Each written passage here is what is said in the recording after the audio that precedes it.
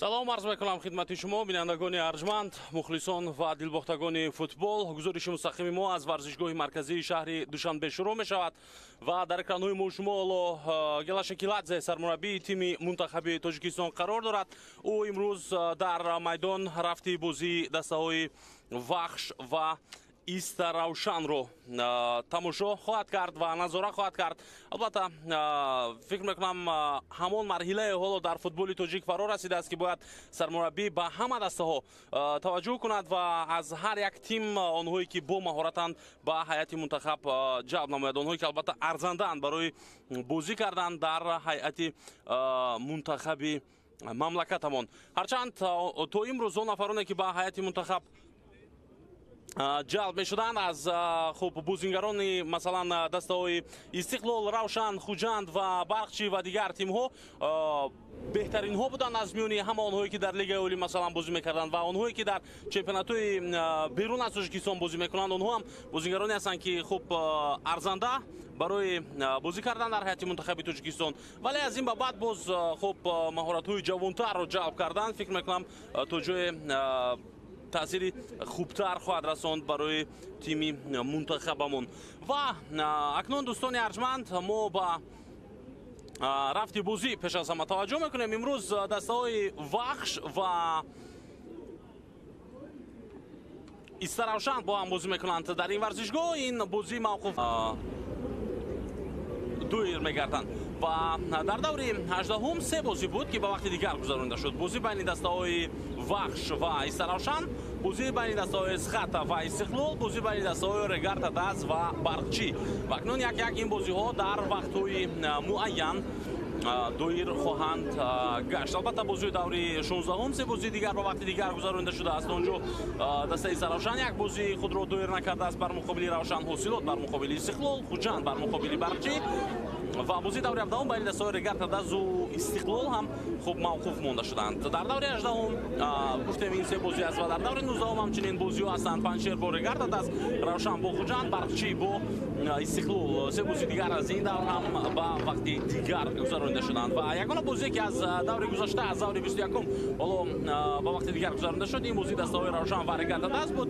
ин ҳам ба хотири бо эҳтимоли зиёд иштироки дастаи Равшан дар бозиҳои марҳилаи гурӯҳии Лигаи Чемпионҳои Дуи Осиё буд ки хуб ин дидорро ба вақти дигар гузарониданд. ҳоло акнун дастаҳои Вахш ва Иста Равшан ба майдон меоянд. ин ду тиме ки дар ҷадвали Лигаи Олии мамлакат яке дар ҷои шашум ва дигаре дар ҷои даҳум қарор дорад. имрӯз байни ҳам барои ба даст овардани се имтиёз бозӣ хоҳанд кард.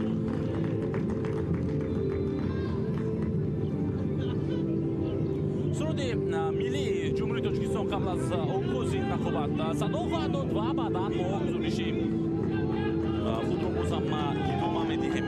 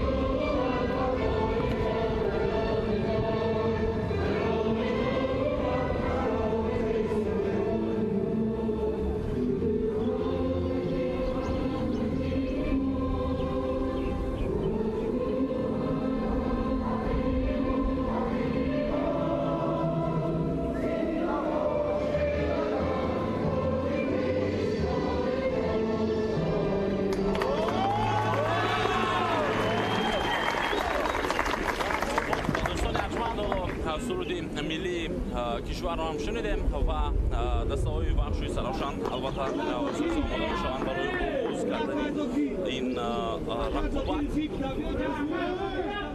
ва мо шумо оҳиста-оҳиста омода мешавем барои тамошо кардани бозии дастаҳои вахш ва саравшан. ёдовар мешавем ки ин ду тим дастаҳое ҳастанд ки хуб салиқаи бисёр олӣ доранд ва бозиҳои хуб умуман баъзе дастаҳое ҳастанд ки масалан бозии дифоъкорона нишон медиҳанд, баъзе дастаҳое ҳастанд ки баъзе вақт аз рафти тамошои бозии он даста кас он қадар ҳаловати зиёд намебарад. аммо дастаҳои саравшан ва вахш дар лигаи олии мамлакат аз ҷумлаи он дастаҳое ҳастанд ки ҳамеша бозиҳои зебо нишон медиҳанд, махсусан дастаи вахш. ва дар ҳоле ки ин даста дар як бозӣ масалан мизбон бошад, дар он ҳол бозии ин тим тамоман боз беҳтару зеботар хоҳад буд. ва хуб дастаи вахш чӣ тавре ки ман болотар ишора кардам дар ҷои шашум аст. ин даста 20 бозӣ аллакай дар лигаи олии мамлакат доир карда фақат як бозӣ мавқуф монда дошт ки ҳоло онро ҳам баргузор мекунад ва баъдан бозии ояндаи даври 22-умро ҳамчунин даста доир хоҳад кард ва бо ҳамин чемпионати мавсими 2024 барои дастаи вахш ба поён мерасад. албатта дар ин миён ҳастанд дастаҳои дигаре ки бояд хуб ҳоло бозиҳои мавқуфмондаи худро ки 2 ё 3 бозӣ ҳатто ҳастанд онҳоро доир кунанд. хуб ҳаятҳои дастаҳоро коргардон инҷо барои мою шумо пешниҳод мекунад, махсусан ҳаяти дастаи саравшан ҳоло дар экранҳои мою шумо аст ва ҳаяти эҳтиётии ин дастаро мо мебинем. ёдовар мешавем ки дар бозии имрӯза довар дар майдон ин рустам нурматов аст ва ёварони шарифбек нуриддинов ва ҳамчунин исломҷон холиқов ҳастанд. доварон аз шаҳри душанбе ҳастанд. дар бозии имрӯза довари чаҳорум бошад қурбонмурод шарипов аз шаҳри ҳисор аст. рустам нурматов дар экранҳои мо шумо аст, довари марказ, довари дараҷаи 1 ва ӯ бозии дастаҳои вахшу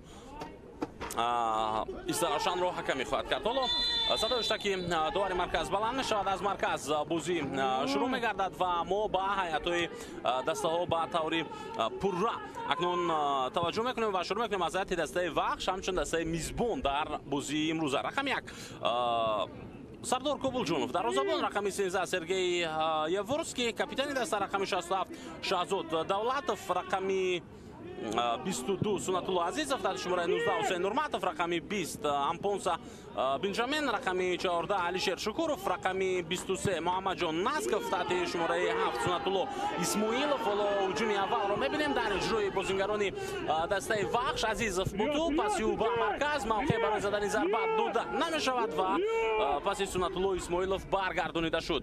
аксулҳуҷуми дастаи саравшан бенатиҷа ба анҷом мерасад. бозингари шумораи 7 Нуриддин ҳамроҳ Қулов, бозингари шумораи 17 Аниқтараш ва тӯб аз майдон зада берун карда шуд. инҷо با احتمال زیاد ضربه کنجی با فایده دسته سراوشان با میون آمد. سرگئی توپ رو از میدان بیرون میکند و اولین ضربه کنجی در دقیقه دوم رقابت حالا با فایده بازیگران دسته سراوشان با میون میآید و رقمی 3 مواننگو امانوئل بازیگر دسته وخش است. محسن محمدیف سرمربی دسته وخش.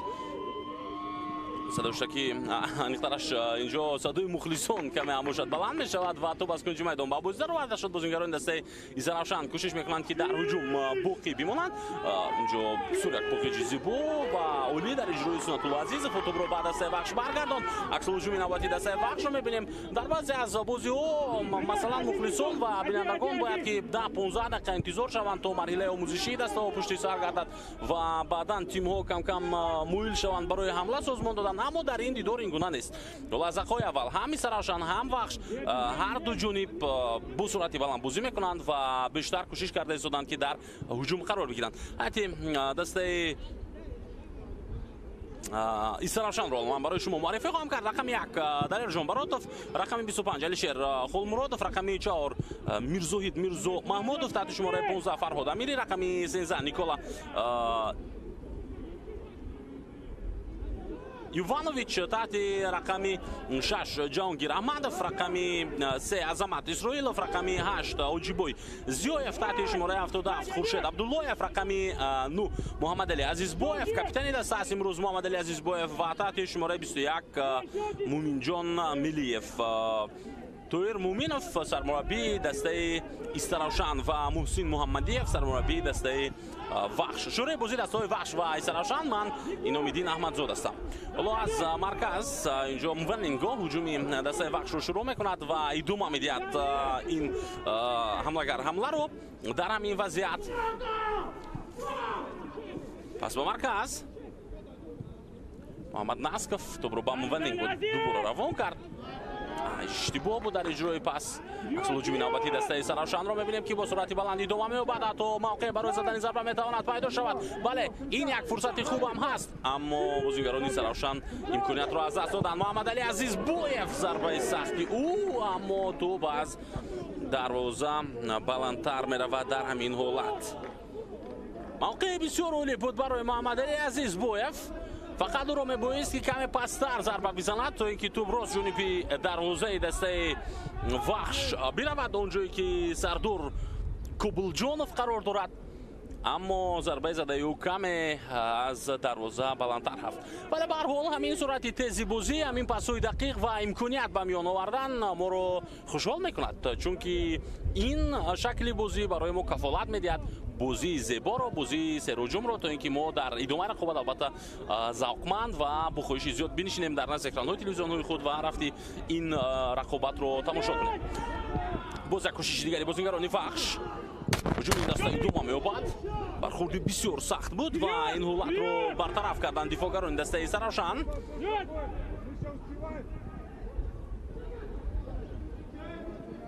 паси Муминҷон Милиев ба ақиб. Ҷаҳонгир Аҳмадов пурра тӯбро ба хати ҳимояи дастаи Саравшан бармегардонад.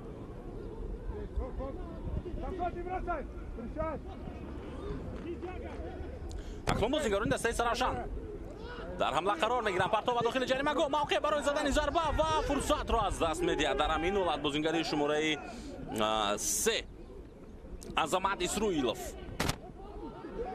тӯбравои навбатии бозингарони Саравшан. ҳоло прессинги баланди дастаи Саравшанро мо дар қисмати майдони Вахш мебинем. партов ба дохили ҷаримагоҳ хеле баланд ва тӯб дар дасти дарвозабон Сардор Кобулҷонов. Шаҳзод Давлатов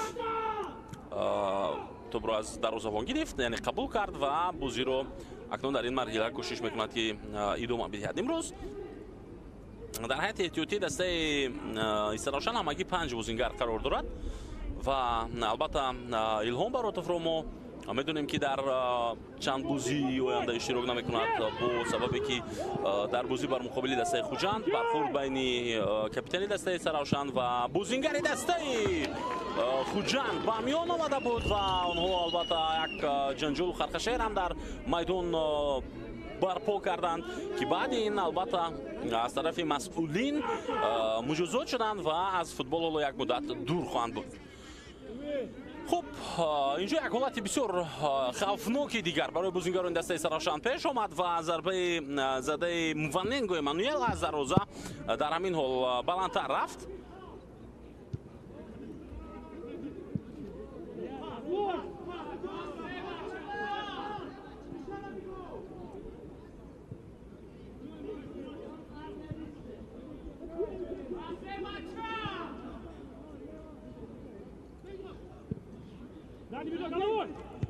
ҳуҷуми навбатии дастаи Вахшро мебинем. Амир, бё ҷода. Мирзо, внимательно, Мирзо.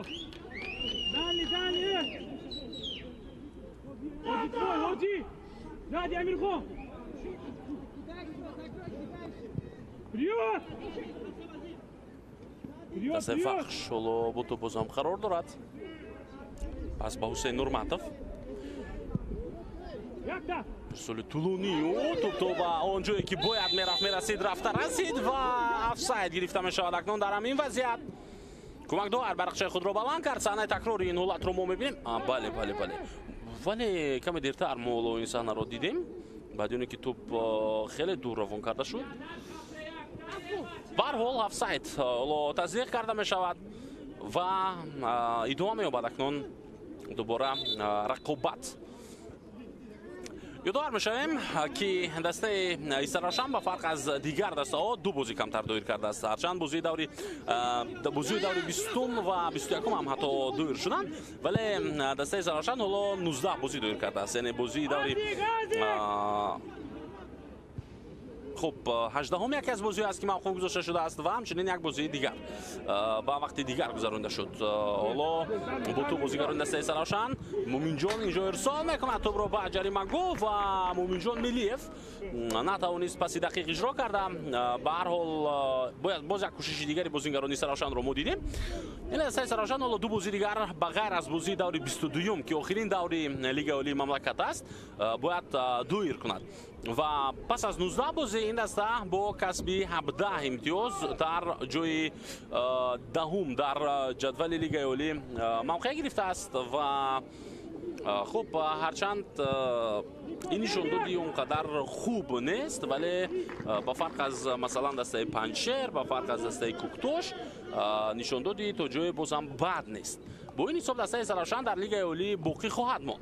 ҳадяқал дар Лигаи олӣ ин даста боқӣ хоҳад монд. ҳамин натиҷа барои ин даста фикр мекунам натиҷаи аввалин дараҷа аст ва шояд роҳбарияти даста, шояд хуб масъулин ва роҳбарияти шаҳри Исаравшан дар танаффус ё ин ки умуман дар ҳамон марҳилае ки дубора дастаҳо баъдан омода мешаванд барои баргузории бозиҳо дар Лигаи олӣ дар мавсими нав ва шояд баъзе аз бозигарон даъват карда мешаванд. дар ин марҳила шояд иқдомҳое анҷом бидиҳанд то ин ки даста вазъаш беҳтар шавад ва мавсими оянда барои зинаҳои болӯи мубориза барад. ҳоло акнун зарбаи кунҷӣ ба фоидаи бозигарони дастаи Вахш ба миён меояд. дар ин ҳолат дар дақиқаи даҳуми дидор ва аз кунҷи майдон Ҳусейн Нурматов омодагӣ мегирад барои тӯбро ба бозӣ даровардан. дифогари канории дастаи Вахш як замон ӯ бозигари тими мунтахаби Тоҷикистон ҳам буд. партов ба ҷаримагоҳ имконият барои задани зарба ҷониби дарвозаи Исаравшан. пас ба ақиб зарба ва боз як расиши дигар ба пои Муҳаммадалӣ Азизбоев. Исмоилов инҷо зарба зад. аниқтараш Сунатулло Азизов ва боз як зарбаи кунҷии дигар ба фоидаи бозигарони Вахш. ҳоло таваҷҷӯҳ мекунем ба ин вазъият бартараф мешавад. тӯб аз майдон берун мегардад. аут ба фоидаи дастаи Вахш аст боз ҳам. Давай, внимательно, ближе, Мирзо. Не давай, не фали, не давай. Один. با تو بازیگران دستای Исаравшан قرار گرفتند.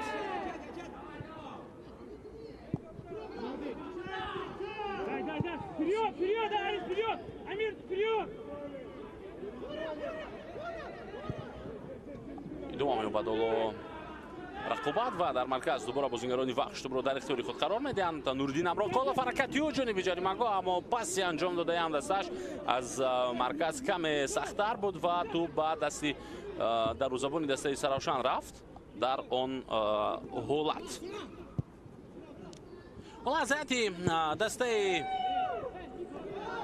Вахш ду бозингар ба тими мунтахаб аз ҷониби сармураббии даста Гела Шакиладзе даъват карда шуд. махсусан ҳамлагари ин даста Нуриддин Амроқулов, бозингаре ки дар бозии ҷоми Осиё барои тими мунтахаби мо бисёр кӯмак карда буд ва бозии олӣ ҳам нишон дода буд. умуман баъд аз замон ҷоми Осиё яке аз бозигарони асосии тими мунтахаби Тоҷикистон Нуриддин Амроқулов ба ҳисоб меравад ва ҳамчунин Алишер Шукуров, бозингаре ки хуб ба таври иҷора дар дастаи Вахш айни ҳол бозӣ карда истодааст.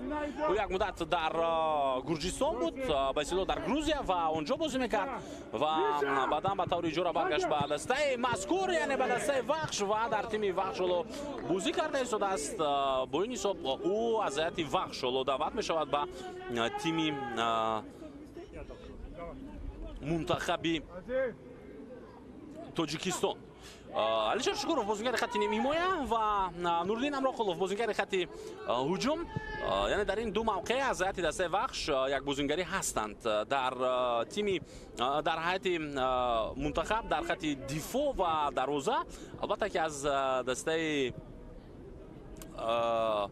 вахш касе нест. Масалан дар хатти дарвоза Рустам Ятимов аз Ростови Россия даъват шуда аст. Бозингари асосӣ ва ҳоло ҳуҷуми навбатии вахш бозам бенатиҷа ба поён мерасад. ҳамчунин садои шакидовар баланд мешавад, яъне офсайд будааст. Олег Баклов аз Уфа, ҳамчунин ду дарвозабон аз Русия даъват шуданд. Нуриддин Асанов ва Далерҷон Баротов аз дастаҳои Истиқлол ва Айса Равшан ба тими мунтахаб ҷалб гардиданд ва Далерҷон Баротов ки айни ҳол дар дарвозаи дастаи Саравшан қарор дорад, яъне дар канои мо шумо ҳам ҳаст айни ҳолу. хуб ба тими мунтахаб даъват шудааст дар бозиҳое ки дар пеш истоданд. ва дар хатти нимҳимоя Ваҳдат Ҳанонов аз Сипоҳони Эрон аст, Зуҳур Ҷурабоев, Манучер Сафаров аз Нефтчии Ӯзбекистон, Аҳтам Назаров, Табрез Исломов, Содиқҷон Қурбонов бозингарони Истиқлол ҳастанд. Дар хатти нимҳимоя Парвизҷон Умарбоев аз хуб клуби марказии варзиши артишоин ки аз ЦСКАи Булғористон аст, Алишер Ҷалилов, Амирбек Ҷурабоев, Эҳсони Панҷшанбе, Шервонӣ Мабадшоев, Аҳмадуни Камолов аз Истиқлол, Алишер Шукуров аз Вахш дар ин бозӣ иштирок мекунад ва Азизбек Ҳаитов аз дастаи Равшани Кулоб, Шурат Элмуродов бошад аз тими Регар Тадаст. Партоб ба ҷаримагоҳи дастаи Вахш, туп дар ихтиёри дарвозабони мо аст ҳоло. ва дар хатти ҳуҷум дар баробари Нуриддин Ҳамроқулов аз ҳайати дастаи Вахш, ҳамчунин Шаҳром Самиев аз Андиҷони Ӯзбекистон аст, барандаи ҷоми Ӯзбекистон ва дастаи Умосими онда дар Лигаи Чемпионҳо бо эҳтимоли зиёд бозӣ мекунад. Далия Шарипов аз Металлурги Ӯзбекистон, Манучер Ҷалилов, Рустам Соеров бозингарони тими мунтахаб, бозингарони дастаи Истиқлол ва тими мунтахаби Тоҷикистон. ва Шервонӣ Мабадшоев дар хатти ҳуҷум ҳоло муаррифӣ нашудааст, балки бозингари хатти нимҳимоя гуфта шудааст ин бозингар. хуб, бо ту бозингарони дастаи Вахш рисоли ту ба Канор Азизов, заминӣ дар иҷрою мавқеъ барои Ваненга ва Нуриддин Амроқулов буд, аммо дифоъгари дастаи Саравшан пешдастӣ кард ва он ҳолатро бартараф намуд. Алишер Шукуров пасиҳо ба марказ, капитани даста Сергей Яровский бо топ қарор дорад, ҳаракат мекунад ба марказ ва ҳуҷуми дастаашро идома медиҳад. партоби баланд ба Канор, вале ба ҳар ҳол хеле мувофиқ ва дақиқ. боз як партоби дигар ба ҷаримагоҳи дастаи Саравшан, бозам туб аз назди дарвозаи дастаи Саравшан зада дур карда мешавад. дар ҳамин ҳолат қоидаи бозӣ вайрон гардид.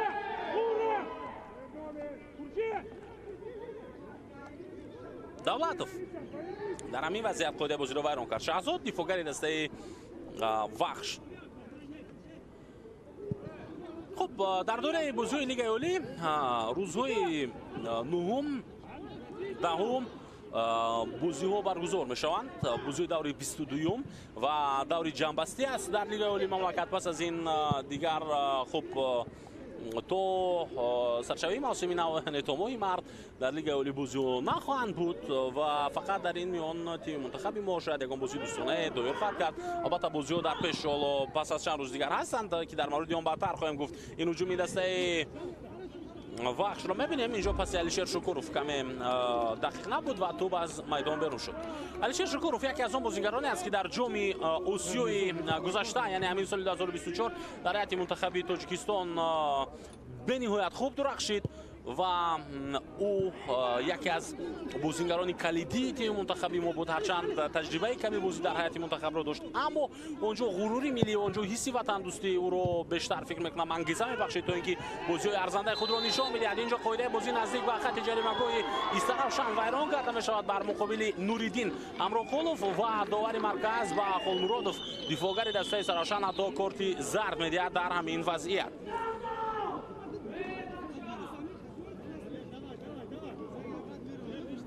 Алишер Холмуродов ҷазо гирифт бо корти зард.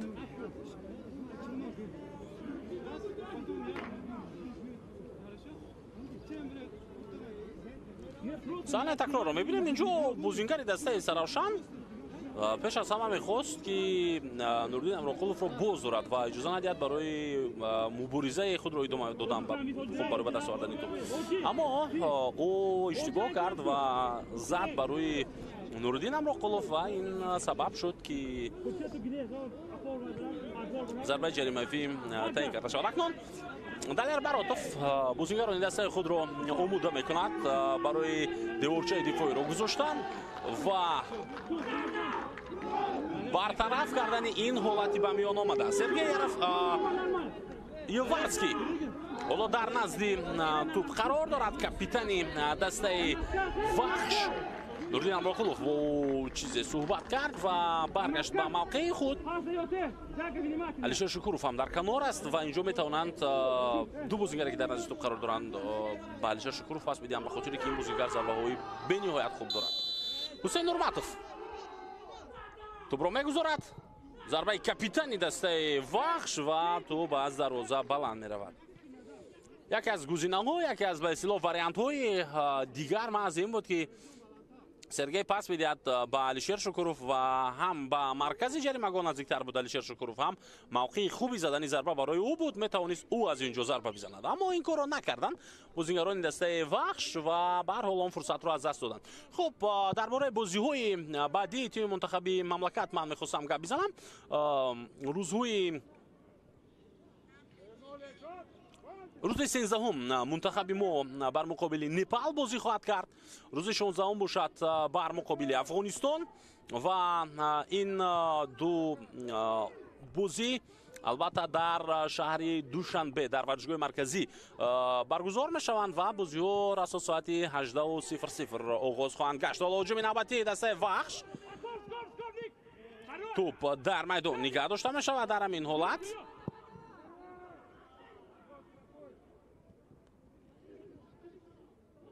рақобат дар марказ. Алишер Шукуров бармегардонад тӯбро ба дастаи Вахш дигар бора. яъне баъд аз ин бозӣ ҳоло дастаҳои хуб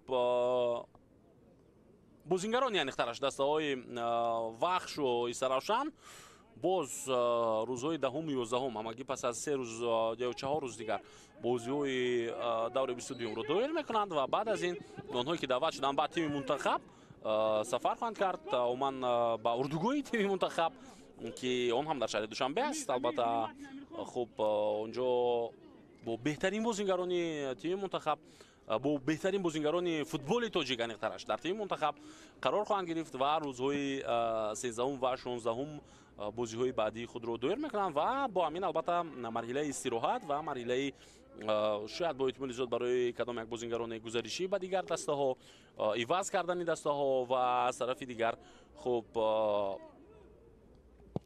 омода шуданд барои мавсими нави футболӣ дар меҳан шурӯъ хоҳад гашт.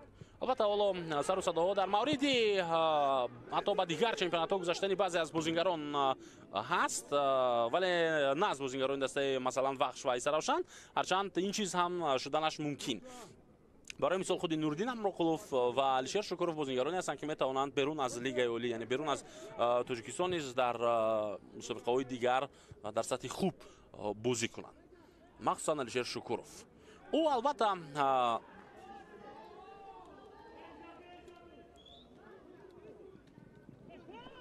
Алишер Шукуровро ман дар назар дорам ки аз нигоҳи коршиносони футболи тоҷик каме бозингари мо саросима шуд барои интихоби даста ва гузаштан ба тими дигар, ба хотире ки Алишер Шукуров дар ҳайати мунтахаби Тоҷикистон нав дурахшида буд ва мавқеи худро дар футболи тоҷик камкам пайдо кард ва хуб аз худ ному бонги баланд баровард ва дарҳол ба дастаи Динамои Тифлиси Гурҷистон гузариш кард. онҷо қоидаи бозӣ вайрон мешавад. гузариш кард онҷо, вале дар ҳайати Динамои Тифлис ӯ дар ҳайати эҳтиётӣ қарор гирифт ва вақти камтар барои ӯ дода шуд барои бозӣ кардан. ба ин хотир вақте ки аз дастаи вахш пешниҳод шуд ки ин бозингар ба таври ҷура дар ин даста биёяду бозӣ кунад, худи бозингар ҳам рӯзӣ буд пазируфт то ин ки хуб ӯ дар майдон бозӣ кунад. Барои як футболбоз ҳамин чиз муҳим аст пеш аз ҳама. Албатта аз як тараф маоши хуб гирифтан, маблағи калон ба даст овардан, ин бад нест, вале асос барои футболбоз дар майдон бозӣ кардан аст. Валишер Шукуров розӣ шуд то ин ки ба дастаи вахш дубора баргардад ва инҷо ба таври ҷура ҳоло акнун корномаи худро идома бидиҳад. Сунатло Исмоилов дар канои мо шумо аст. Партоб ба ҷаримагоҳи дастаи Саравшан, зарба бо сар. Топ дар майдон боқӣ мемонад. ҳам дар ихтиёри бозингарони Саравшан.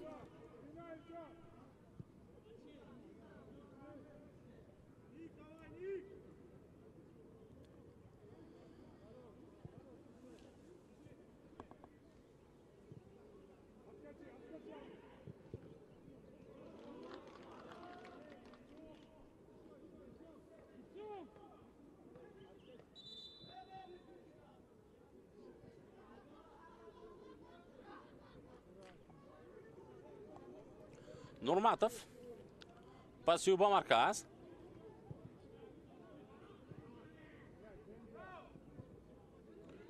топ дар ихтиёри бозингарони дастаи вахш боқӣ мемонад.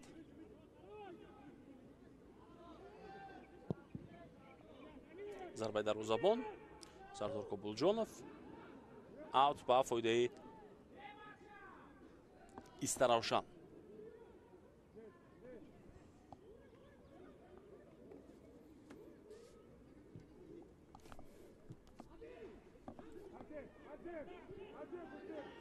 ҷоби навбати дастаи вахшро мебинем. партоб ба ҷониби Нуриддин Амрохулов. Нуриддин дар ҷаримагоҳ бо тӯб, зарбаи ӯ ва гол. На, ин Нуриддин Амрохулов набуд, ин бозингари шумораи 7 Сунатулло Исмоилов буд, дӯстони арҷманд, ки ҳисобро боз кард дар дақиқаи 24-уми рақобат. пасе ки аз марказ иҷро гардид бениҳоят олӣ буд ва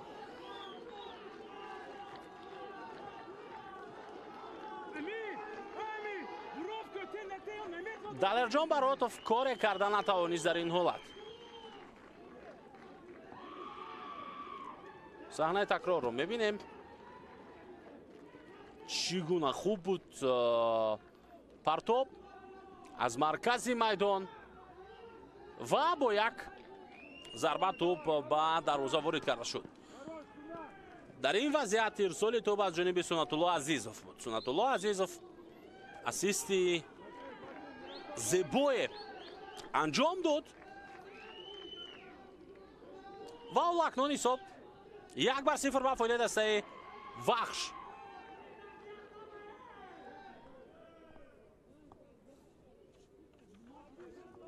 албатта дар бозии имрӯза вар ҳаст ва рефери фифа, довари фифа Абдулло Давлатов дар ҳуҷраи вар қарор дорад. ӯ лаҳзаи офсайд ё набудани офсайдро месанҷад.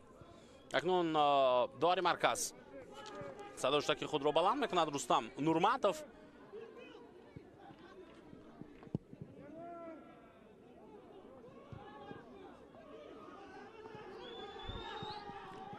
ҳуҷуми навбатиро мебинем дар иҷрои дастаи вахш. ин дафъа паси анҷом додаи Сунатулло Исмоилов ба канор на он қадар хуб буд. махсусан ҷониби Муҳаммад Насков ӯ тӯбро равон кард.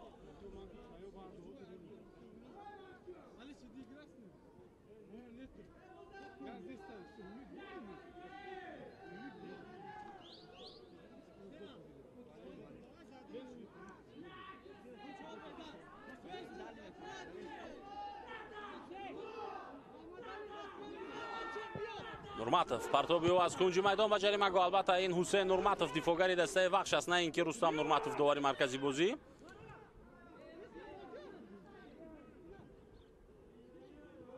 бозигузориҳои бозингарони дастаи вахш идома ёфт то он ҷое ки тӯб аз майдон берун гардид ва Муҳаммад Насков тӯбро аз майдон берун кард дар он лаҳза.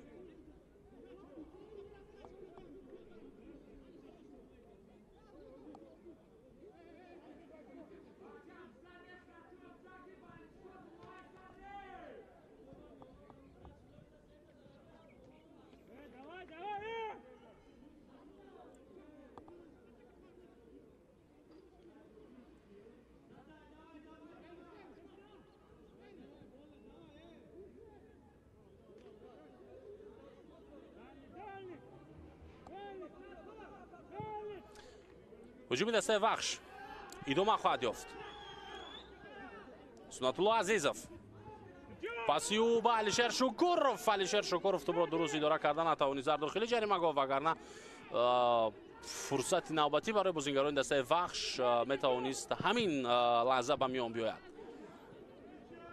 тӯб дар марказ дар ихтиёри бозингарони дастаи Саравшан. муддатост мо дастаи Саравшанро дар ҳуҷум надидаем ва ҳоло қарор нест ки ин дастаро мо дар ҳуҷум бубинем. боз ҳам тӯбро аз даст медиҳанд дар маркази майдон бозингарони ин даста ва маҷбур мешаванд ки ба хати дифои худ акнун баргарданд.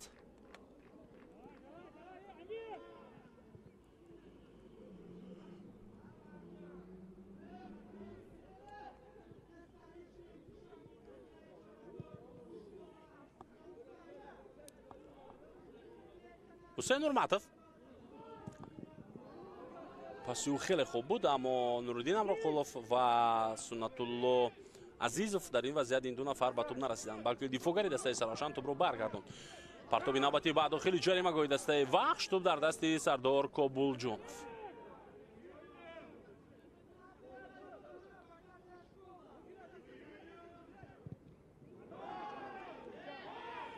боз як тӯбрабои дигар дар иҷрӯи бозингарони дастаи Саравшан. паси Муминҷон Мелиев ба Муҳаммад Али Азизбоев буд. Нурматов тӯбро бармегардонад ба дастаи худ ва аут ба фоидаи дастаи вахш гуфта мешавад. ҳарчанд Муҳаммад Али Азизбоев мегӯяд тӯб ба пои бозингари дастаи вахш расид охирин бор, аммо довар қарори худро дигар нахоҳад кард. Муҳсин Муҳаммадиев дар экранҳои мо шумо қарор дорад, сармураббии дастаи вахш. охирин бозие ки дастаҳои вахш ва Саравшан бо ҳам баргузор карда буданд, ин бозии даври ҳафтум буд дар ҳамин мавсим ки дар шаҳри Саравшан баргузор шуда буд ва онҷо дастаи Саравшан бо ҳисоби 2-1 ба пирӯзӣ расида буд.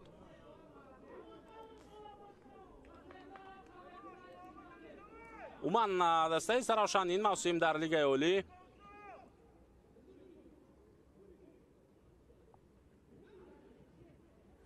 ҳамагӣ 4 ғалаба дорад. яке аз он ғалабаҳо дар 19 бозӣ маҳз бар муқобили дастаи вахш буд.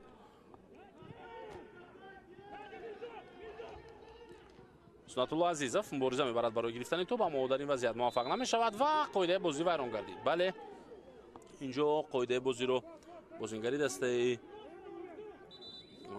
вахш вайрон намуд бар муқобили Мирзоҳид Мирзо Маҳмудов.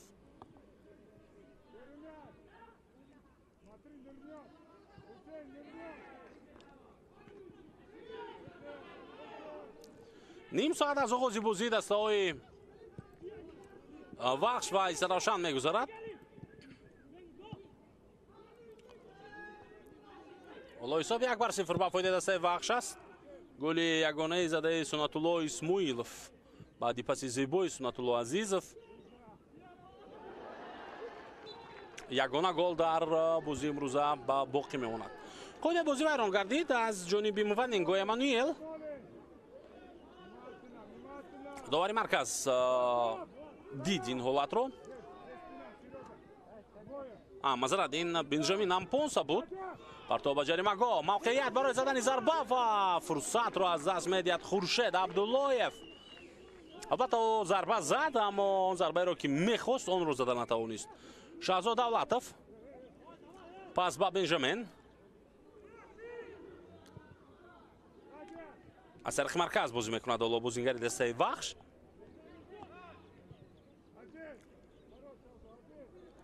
Шаҳзод Алишер Шукуров.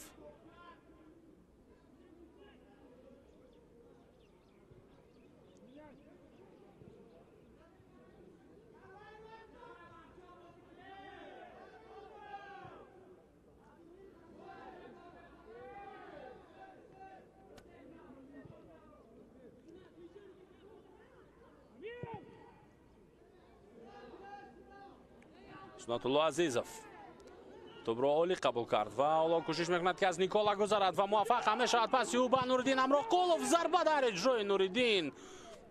зарбаи задаи ӯро Алишер Холмуродов бармегардонад. باز یک کوشش دیگری بازیگران دسته وخش. این دفعه ضربه از مسافه دورتر بیرون از جریمه‌گاه اجرا گردید، اما ضربه زده مونینگو از دروازه بلند رفت.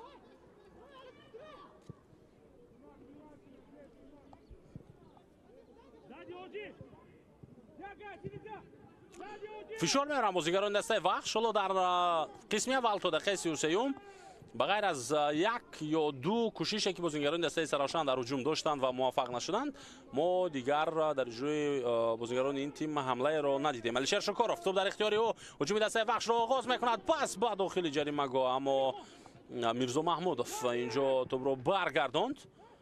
به هر حال توپ دوباره در اختیار بازیگران دسته وخش. بنجامین از بین دو کس میگذارد این بازیگر، پس به کنار سنت‌الله، ارسالی بلندی و محمد علی عزیزبایف توپ را به مومین جان ملیف روان میکند، اما بازیگرانی سراشان باز هم از مرکز میدان عبور کردن نمیتوانند. با توپ به توپ اونها البته به هر موقع میدان که بخواهند میتوانند رفته، اما با توپ مشکل است. محمد نسکف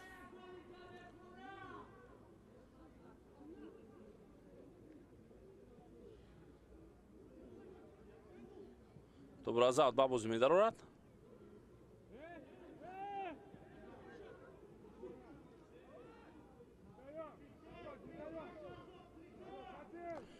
شهزاد دولتوف بسیار خوب در همین وضعیت حرکت کرد و توپ را به دست خود برگرداند. پس علیشیر شکروف باقی، سنت‌الله عزیزوف اشتباه میکند این بازیگر و هجوم نوبتی دسته سرافشان. در این وضعیت پسی عظمت اسرائیلوف رو محمد علی عزیزبایف قبول کردن نتوانست. والله سنت‌الله عزیزوف دو دفعه پای هم اشتباه میکند و توپ را از دست میدهد. بازیگزاری زیبای بازیگران دسته سرافشان رو ما دیدیم. هجوم این دسته ادامه خواهد یافت. عظمت اسرائیلوف، پس به مرکز شکروف فشار میارد و توپ را بازیگران دسته وخش به اختیار خود برگردانیده. بنجامین پس او به مونینگو، پس به کنار سنت‌الله اسماعیلوف ارسال کرد توپ را به شهزاد دولتوف، اما مثلا این شهزاد دولتوف نه بلکه بازیگر شماره 23 بود، محمد نسکف. حالا اکنون شهزاد دولتوف با توپ قرار دارد.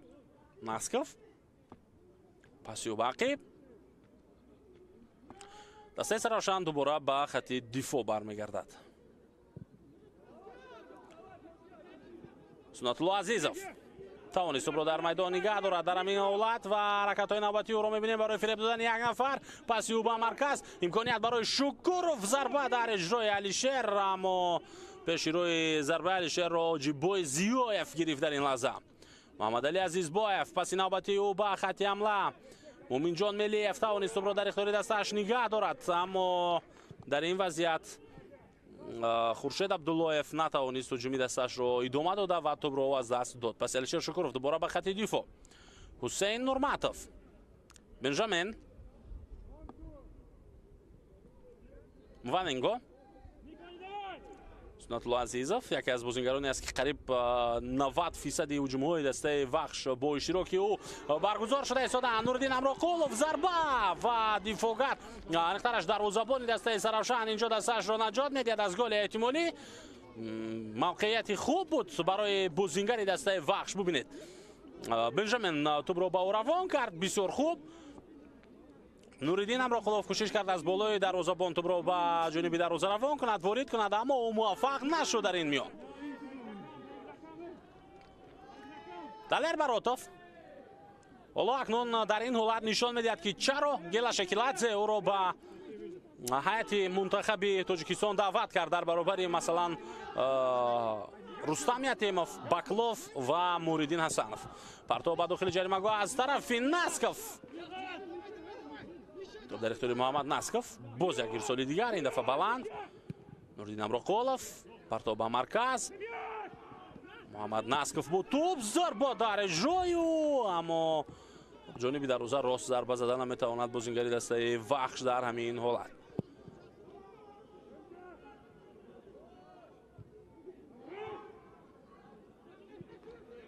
Сунатулло Исмоилов. То ба дасти Ваненго Эммануэл бармехӯрад дар ин ҳолат.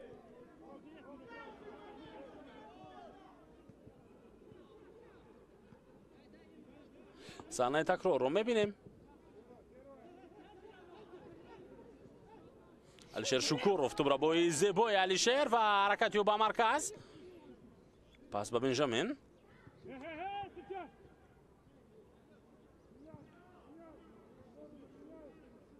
Шаҳзод Давлатов. Бенжамин.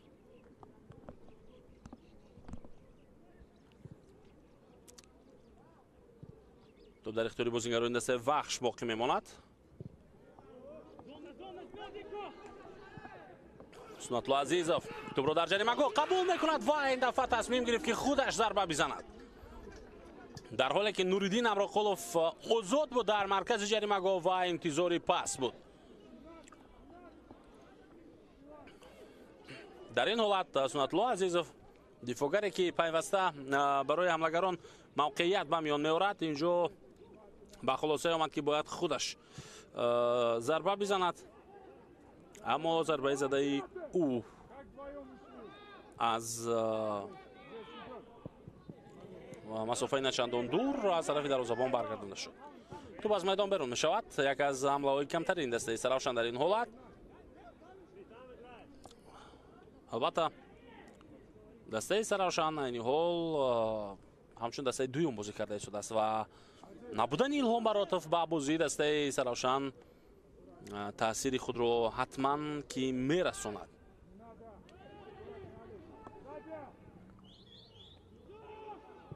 وانینگو پاسی او با کنار. ناسکوف هجومی نوبتی دستش رو ادامه میدهد. پرتاب به داخل جریمه گل. نوریدین امرقلوف ضربه او و تو با تیر دروازه میرسد.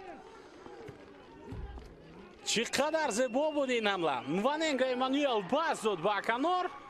از آنجا محمد ناسکوف توپ رو روان کرد. بنیهایت موفق بود برای نوریدین امرقلوف، اما ضربه زده این حمله‌گر نتیجه نآورد و توپ اول به زمین برخورد، بعداً به تیر دروازه و حساب به تأخیر باقی ماند در دقیقه 40 دیدار. محمد علی عزیزباєв توپ را از دست می‌دهد. بازی خوبی علیشیر شکوروف به خطا و مهمتر از همه و از یک طرف دیگر خب بدون خود ویران کنی توپ را در اختیار خود نگه می‌دارد، بعداً پاس می‌دهد باقی.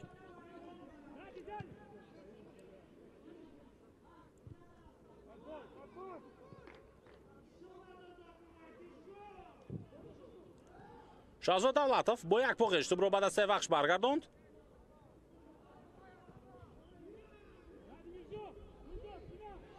سناتلو اسماعیلوف هجومی دست را ادامه می‌دهد. سناتلو جانب امانوئل خواست پاس بدهد اما موفق نشد. اینجا در رقابت با او در همین وضعیت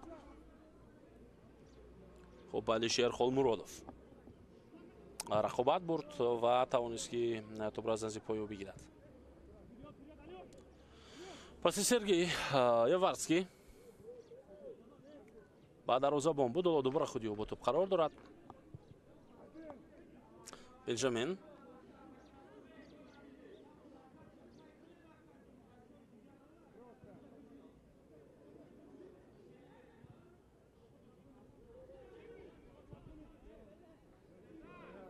علیشیر شکوروف قریب بود که توپ را از دست میداد، ولی به هر حال توپ در اختیار بازیگران دسته وخش باقی ماند.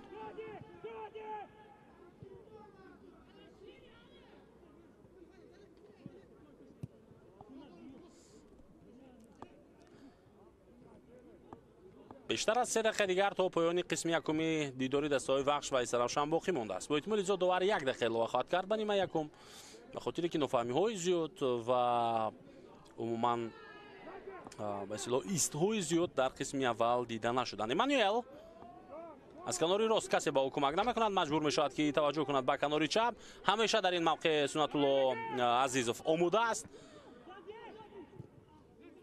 سناتلو اسماعیلوف توپ را از دست داد. محمد علی عزیزباєв در مرکز میدان برخوردی سختی و توپ در اختیار همدسته‌هایش باقی میماند و هجوم دسته سرافشان ادامه خواهد یافت. حاجیبای زیایف پاس به کنار چپ.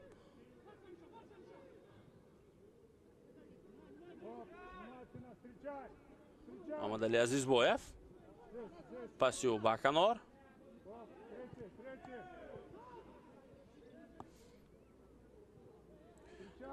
حالا بازیکنان دسته سرافشان کوشش میکنند توپ را در اختیار خود نگه بدارند و یک فرصت دیگر برای ارسال توپ از طرف خورشید عبداللهیف بعد داخل جریمه‌گاه بود، اما این بازیکن در رقابت با حسین نورماتوف توپ را از دست داد. بنجامین از طریق مرکز هجومی دستش را میخواهد ادامه بدهد اما موفق نمیشود. محمد علی عزیز بایف ضربه با پای چپ در اجرای او، اما سرگئی یاورسکی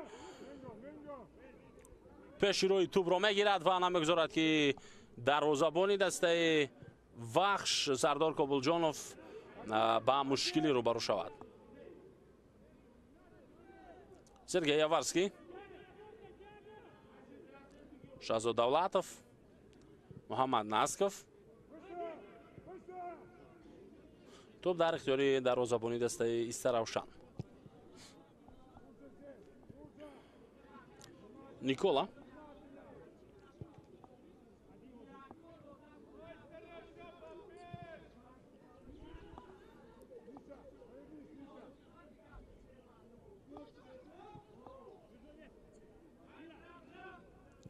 پرسینگ میگذارن بازیکنان دسته وخش.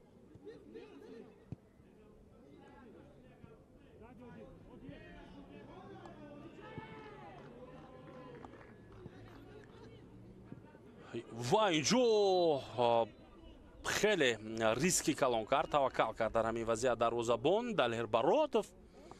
البته او از علیشیر شکوروف توپ را گذراند اما قاعده بازی بر مقابلش ویران شد.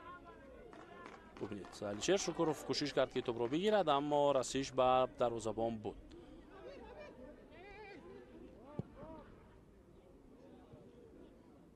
قاعده بازی ویران شده بود در داخل جریمه‌گاه و دروازه‌بان دسته سرافشان تا جای دلتنگ شد از این بازی و خواست که او هم در بازی اشتراک کند. و این خاطر علیشیر شکوروف را فریب داد. نوریدین امراخولوف نمیتواند توپ را در اختیار خود نگه دارد.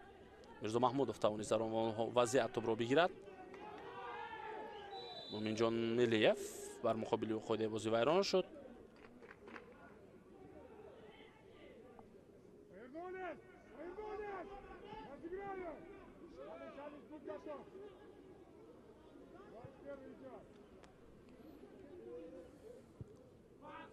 تویر مومینوف در کرانهای ما و شما است، یکی از مربیان خوبی کشورمان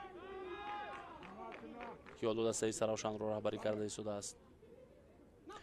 هجوم نوبتی دسته سرافشان 1 دقیقه اضافه شد به قسم یکمی بازی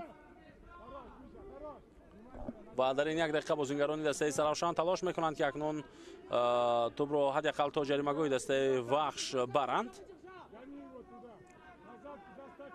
خورشید عبداللهیف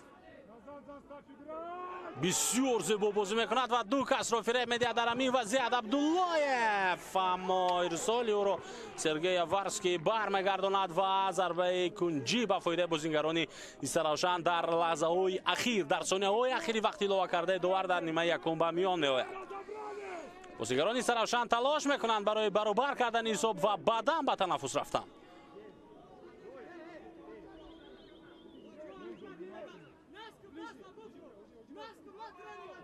جهانگیر احمدوف پرتابی او به جریمه‌گاه.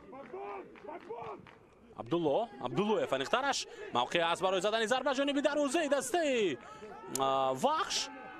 هجومی دسته سرافشان ادامه می‌یابد. باز یک پرتاب دیگر، ضربه بسیار واسعی دروازه‌بان را می‌بینیم. اینجا دفاعگر نهایت توپ را از میدان بیرون می‌کند در لحظه اخیر. دوستان ارجمند شهزاد دولتوف، سردار کابلجانوف نیز موقع درست رو اشغال کرده بود در حالی که ضربه زده شد جانبی دروازه او. مومین جان ملیف ضربه زد بسر و احتمالی وارد شدن این توپ به دروازه بود. حالا از وقتی اضافه کرده داور تقریبا 1 دقیقه دیگر میگذارد اما هنوز بازی ادامه دارد و بازیکنان دسته سرافشان در هجوم باقی ماندند. جهانگیر احمدوف پرتاب نوبتی او به داخل جریمه‌گاه. алишер шукуров ба ту мерасад ва он вазиятро бартараф мекунад. аксул ҳуҷуми дастаи вахшро мебинем ва акнун садои уштаки довари марказ рустам нурматов баланд мешавад. бозӣ байни дастаҳои истаравшан ва вахш, яъне хараш вахшу истаравшан бо ҳисоби 1-0 ба поён мерасад. албатта ин қисми аввали он аст ва дастаҳо ба танаффус мераванд. албатта мо низ каме истироҳат мекунем ва шумо низ албатта бинандагони арҷманд баъдан ба қисми дуюми ин бозии зебо бармегардем. моро интизор бошед.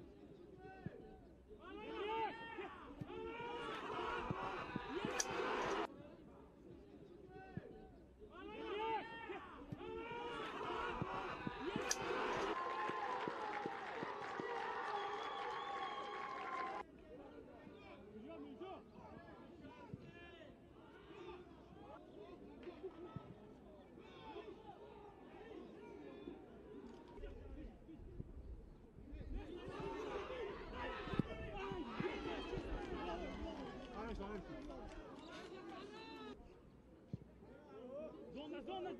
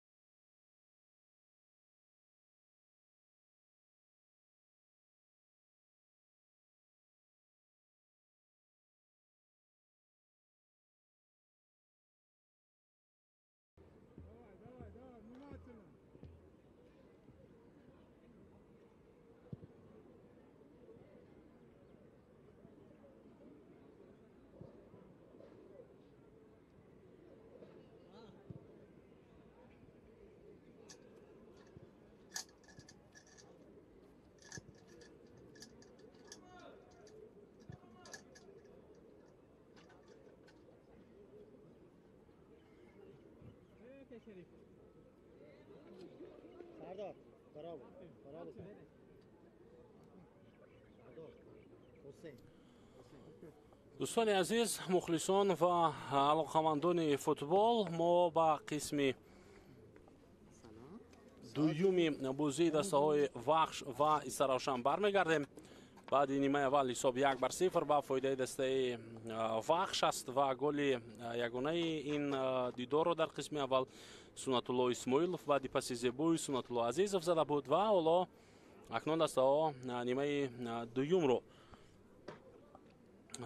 آغاز خواهند کرد.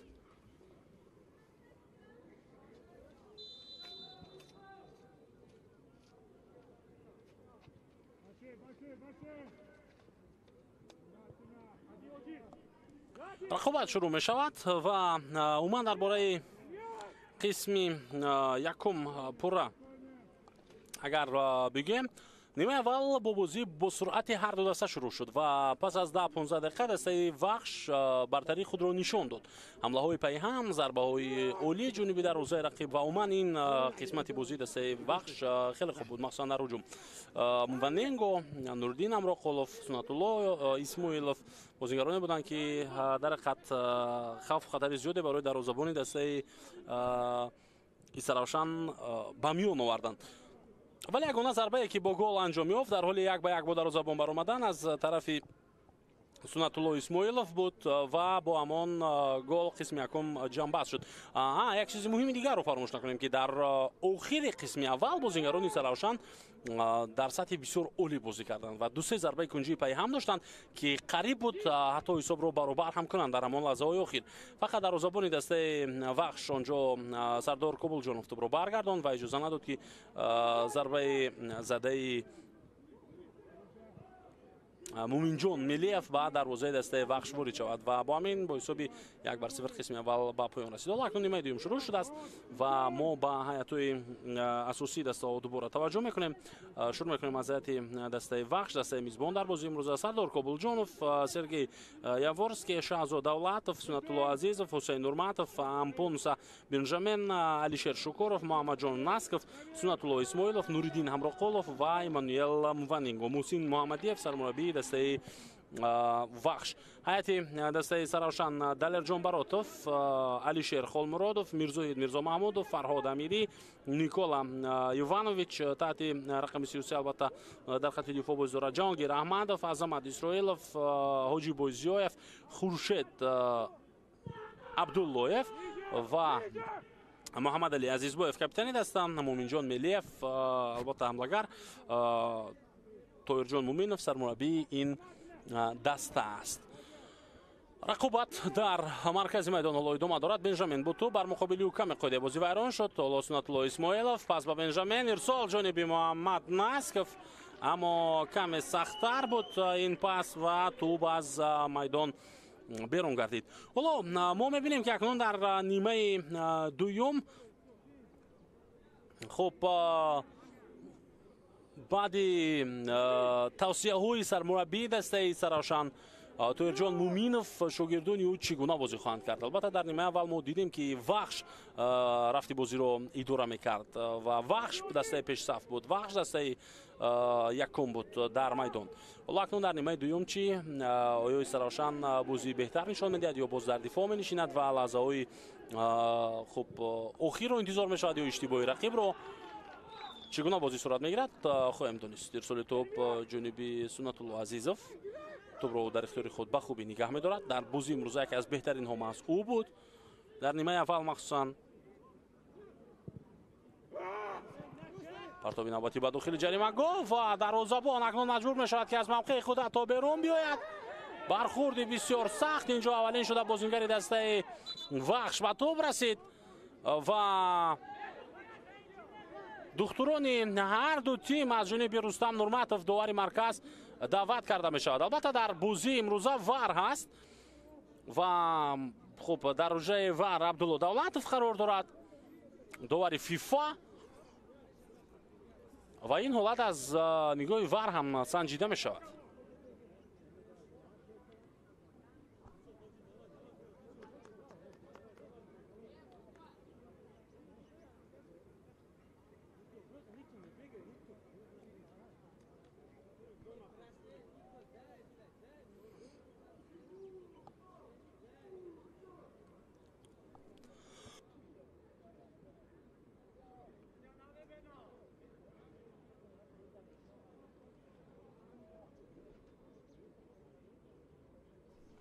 محسن محمدیف فولو سرمربی دست وخش نگران هم هست از وضعیتی به میون اومده.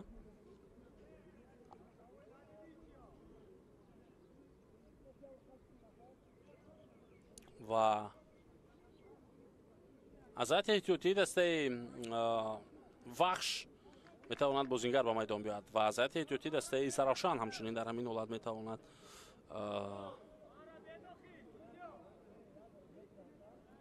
بازیگر به میان بیاد.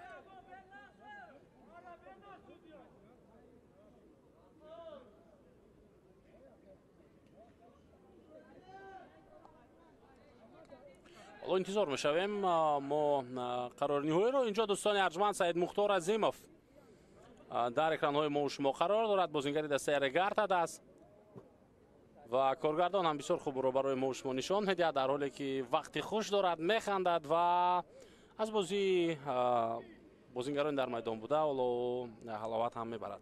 خب از من این بازیگرانی که در میدان بازی کرده ایستادند اینجا ما اولا تکرار گل رو میبینیم پس زیبای سنت الله عزیزوف و سنت الله اسماعیلوف یعنی سنت الله عزیزوف با هم نام خود و هم دسته خود سنت الله اسماعیلوف پاس داد و اسماعیلوف باشد بعد زدن گل دست یافت.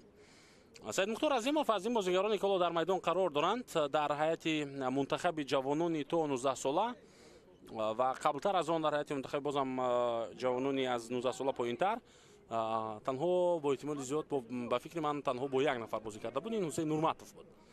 حسین نورماتوف در برابر سعید مختار عظیموف، در برابر سونی پنجشنبه، در برابر شریدین بوبویف، دلر یادگاروف، شروانی مبادشویف، وحدت حنانوف و شروع خرقیزبویف آن زمان در زبانی اساسی منتخب جوانان تا 19 ساله ما بودند. مخصوصا در آخرین جام آسیایی که 19 ساله ها اشتراک کرده بودند سال 2018 بود شرکت کرده بودند این بازیگران در هیئت منتخب تاجیکستان و تا به دور چهارک نهایی راه خط گرفته بودند. آنجا زیادین فضایلوف البته یکی از بازیگران خوبی دیگر بود که آسیب گرفت در همان جام آسیا. والا امروز او بازی رو در ورزشگاه مرکزی تماشا کرده شده است. برنده جام تاجیکستان در هیئت منتخب در هیئت باشگاه رگارت است و دسته که با احتمال زیاد موسم آینده در لیگ چمپیون‌های دوی آسیا بازی خواهد کرد، یعنی تیم رگارت است رو من در نظر دارم. حالا هجوم نوبتی دسته سراوشان سنت الله عزیزوف توپ رو از میدان زده بیرون میکنه در همین حالت.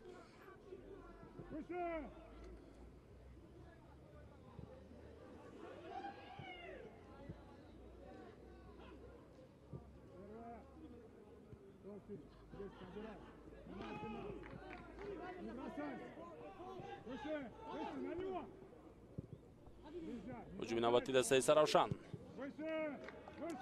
تو برطرف کرده می شود. در خوری بسیار سخت در مرکز با احتمال زیاد نوردین امرقلوف بود که از پای افتید. دوباره اجازه میدهد که بازی ادامه بیابد. توپ در اختیار بازیگران دسته سراوشان. حالا که بازیگران دیگر خواهشی بازی کردن ندارن به خاطری که باید توجه اساسی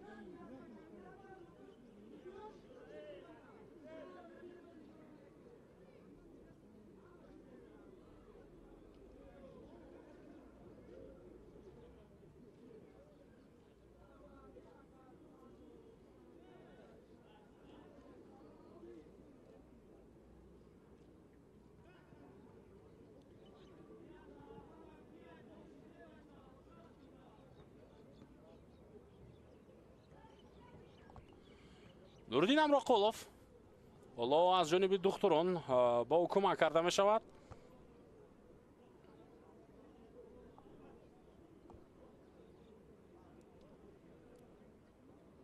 برخورد سختی اوجیبوی زیویف بود در این وضعیت و امرقلوف دوباره با پا برمیخیزد. خیلی خطرناک بود حرکت اوجیبوی زیویف در همان لحظه.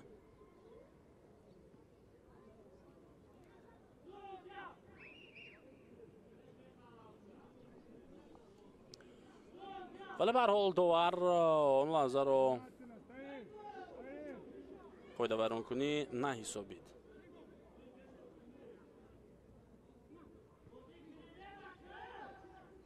اکنون بازی دوام می‌یابد.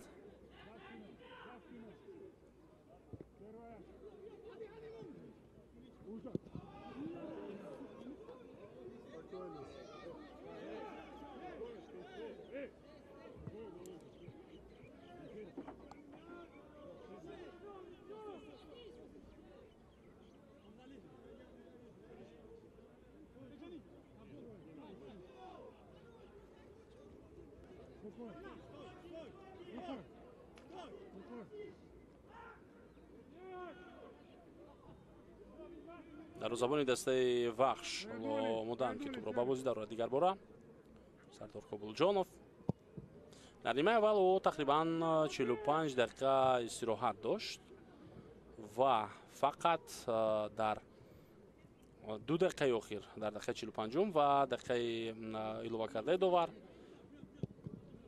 بازیگران دسته سراشان با فشار آوردند، خوب ضربه ها زدند ولی در زبان از اوده برطرف کردن ضربه ها برآمد در آن حالت. هجومی نوبتی دسته وحش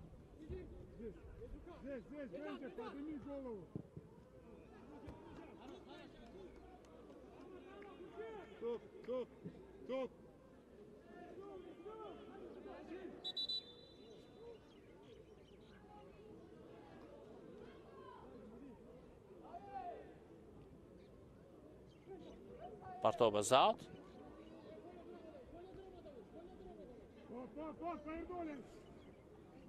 ادامه می‌یابد رقابت و اینجا بازیگران دسته سرافشان کوشش میکنند که در حمله باقی بمانند.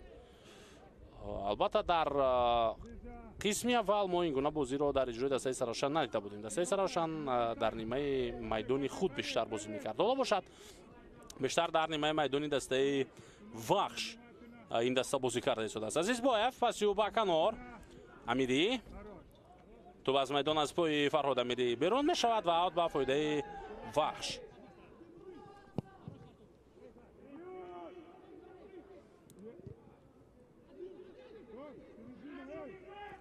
ادامه هجومی دسته سرافشان سردار کابلجانوف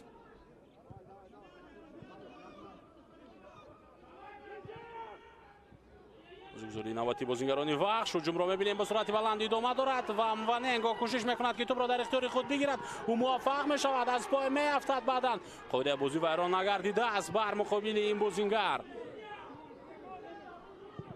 جهانگیر احمدов ارسال او به خط هجوم سردار کابلجانوف از موقع خود بیرون میآید و برطرف میکند این حالت را. ضربه علیشیر شکوروف را می‌بینیم حالا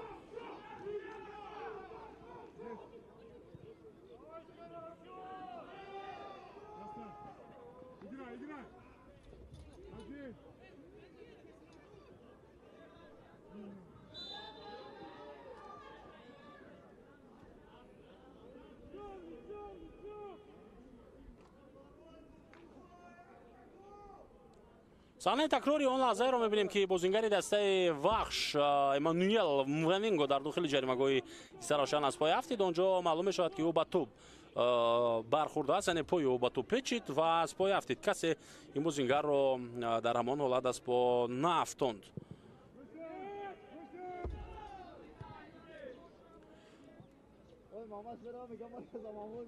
ادامه دارد حالا کوشش‌های بازیگران دسته وحش برای در قسم دوم راه پیدا کردن با جریمه‌گاه رقیب. تا این دم البته آنها موفق نیستند در نیمه دوم. محمد ناسکوف پس با امانوئل و آوت با فایده دسته وحش باشد.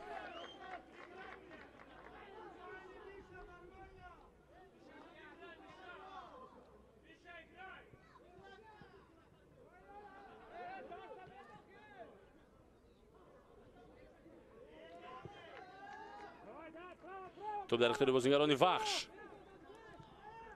دقیقه 60 بازی است، یعنی 1 ساعت رسا از آغاز این بازی پشتی سر می شود و پس از 15 دقیقه خاموشی در آغاز نیمه دوم بازیگران وحش فعال می شوند.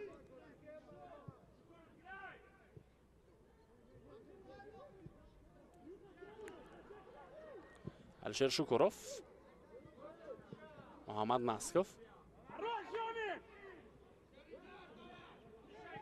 ناسکوف توپ رو در اختیار دستش نگه داشت. الشیر شوکوروف حالا با توپ قرار دارد. پاسی و باقیب در همین وضعیت.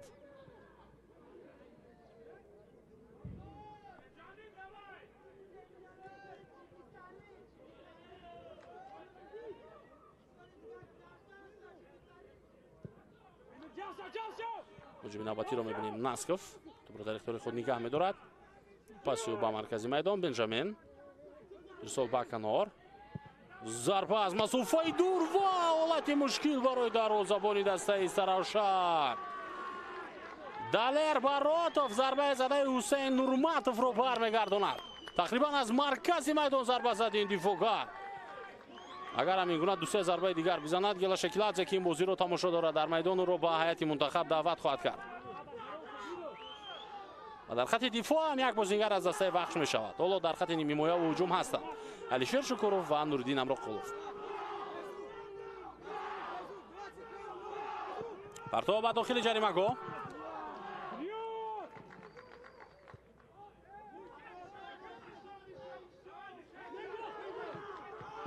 باز یک پرتاب دیگر امانوئل این دفعه کوشش میکند و ضربه کنجی نوبتی به فایده بازیگران وخش.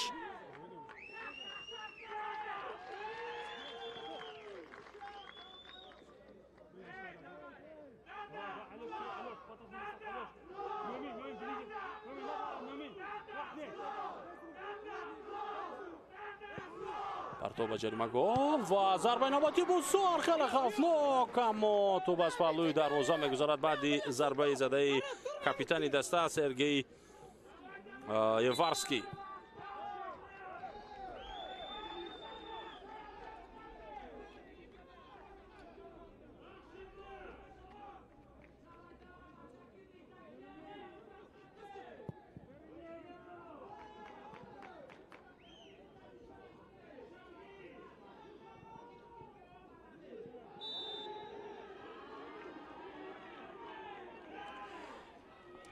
خود بازی در مرکز میدان ویران کرده می شود و دوباره با کاپیتانی دسته وخش کورتیزر نشان میدهد به خاطر این خود ویران کنی خیلی دردناک.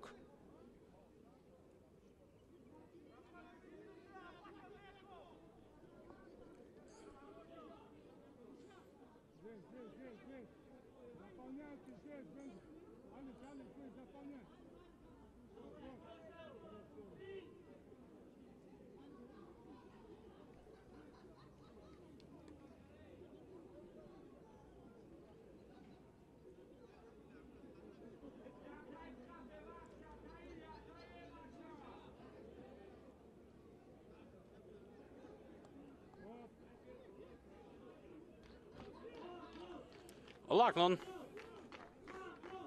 وضعیت استانداردی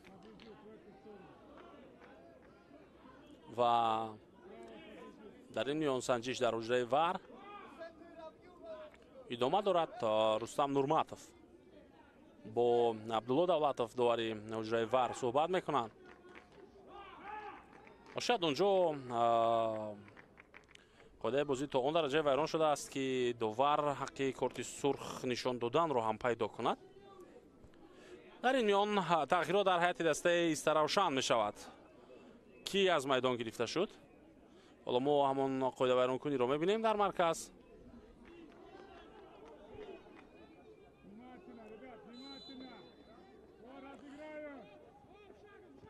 خورشید عبداللهیف از بازی گرفته می شود. دالر شامرودوف تحت شماره 19 به میدان میبراید. بازیگران سراوشان توپ را از دست میدهند. الشیر شکوروف در مرکز میدان با توپ مجبور میشود که باقی پاس بدهد.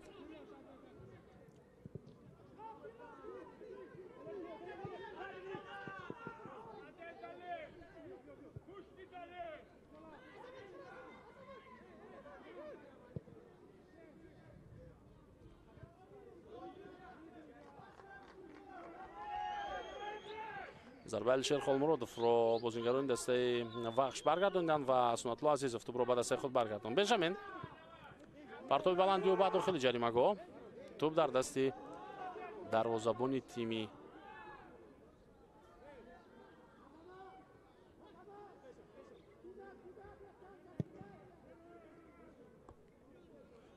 خب توپ در دستی دروازه‌بان دسته سرافشان بود در آن حالت.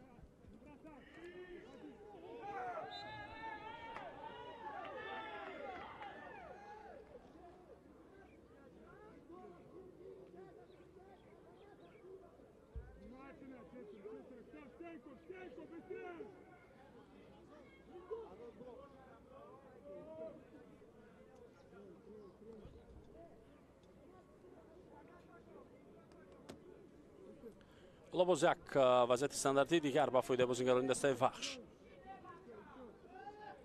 و خب با فایده بازیگران دسته سرافشان انقدرش کابل جانوف دیوار دیفوی رو اینجا آماده میکند و از این حالت بازیگران دسته سرافشان چگونه استفاده خواهند برد. احمدов در اکران ما شما است. جهانگیر صداشتکی داور ضربه جانبی دروازه و تو با دیواری دفاعی ساخته بازیگران دسته وحش برمیخورد و از میدان بیرون میشود. ضربه کنجی با فایده بازیگران تیم سرافشان باز هم به میان میآید و در همان وضعیت ضربه را اجرا کرد فرهاد امیری.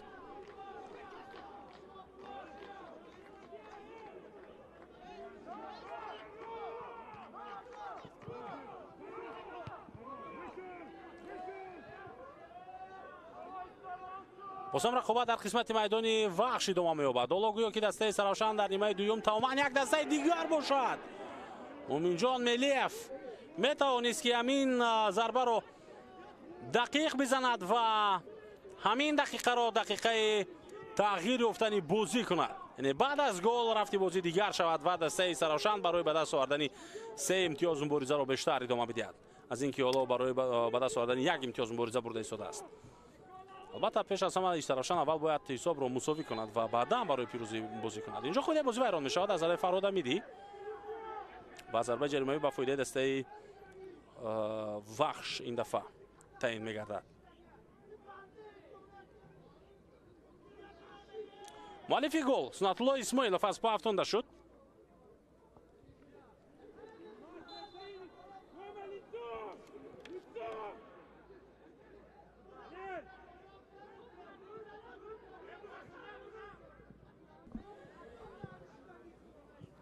ادامه می‌یابد حالا رقابت و ادامه می‌یابد توبرونی بازیگران دسته سرافشان.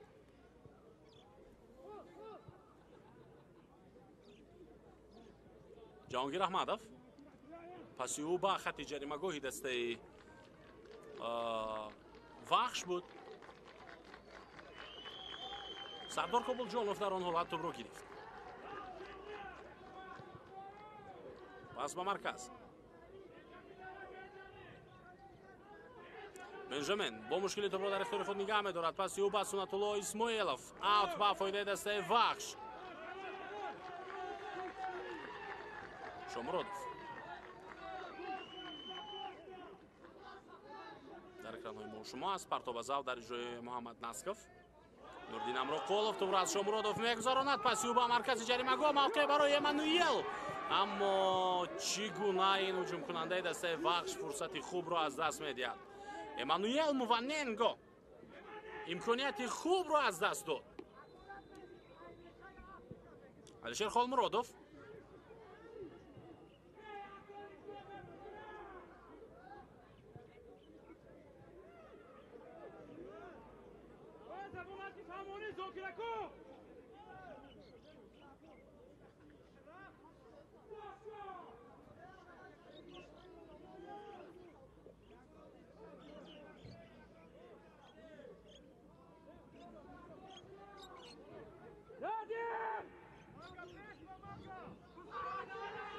شکورов حمله نوبتی دسته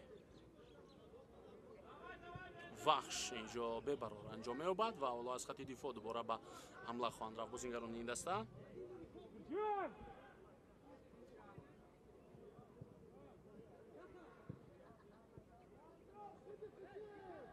محمد نسکوف اوت با فایده دسته سرافشان.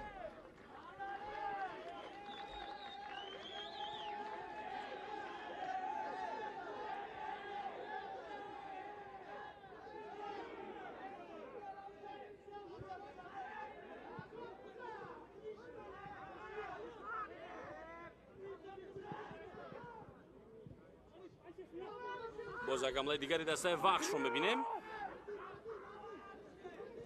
اکنون عکس الهجومی دسته سرافشان شروع می شود. فرهاد امیری، نه، این جهانگیر احمدов بود با توپ، پس او به کنار. ادامه هجومی دسته سرافشان رو میبینیم.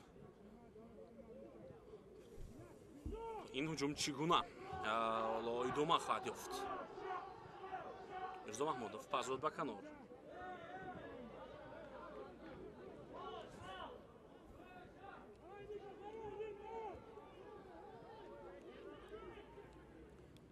ساتلو اسماعیلov، الشیر شکورov، پس معقیب. آغاز حمله نوبتی دسته استرافشان، جهانگیر احمدov، پس او، اما این وضعیت رو سرگی یاورسکی برطرف کرد. امانوئل وانینگو، ضربه در اجرای او، و چقدر ضربه با سرعت و تیز و سخت، اما توپ جانب دروازه راست نمیرود. در این حالت افساید هم فکر میکنم بود در همون لحظه.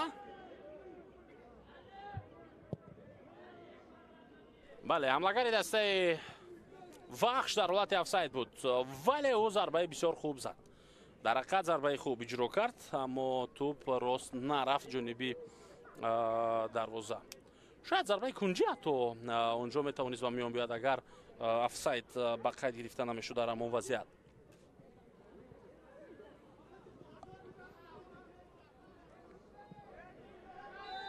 خود بازی در مرکز میدان این دفعه ویران میگردد از جانب بازیگری دسته سرافشان. سناتلو اسماعیلov مؤلف گل در نیمه دوم تقریبا یک 5-6 بار بر مقابل خود بازی رو ویران کردن رقیبان.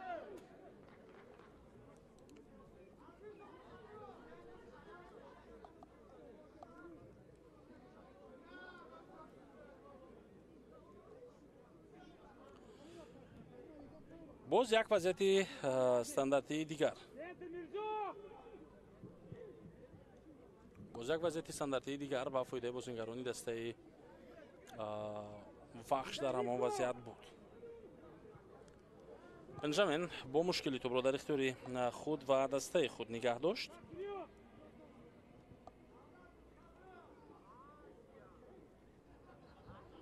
رقابت حالا ادامه می‌یابد. امانوئل، پس وانینگو با آخرین بازیگری دسته، یعنی دفاعگری آخرین، محمد ناسکوف توپ را در اختیار دارد و پرتابی بلند و حتی بیرون از میدان بود این پرتاب، یعنی در نهایت توپ از میدان بیرون شد.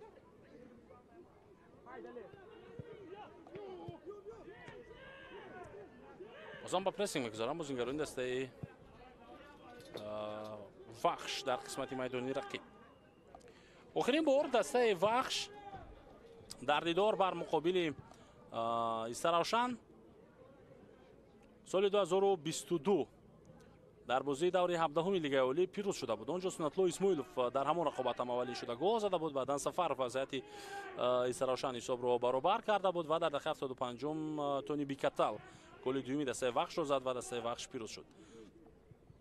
خود امام عاصمی سال 2022 دسته وخش دسته دوم در لیگ اولی شده بود و استرافشان موشه در جای هفتم قرار گرفته بود.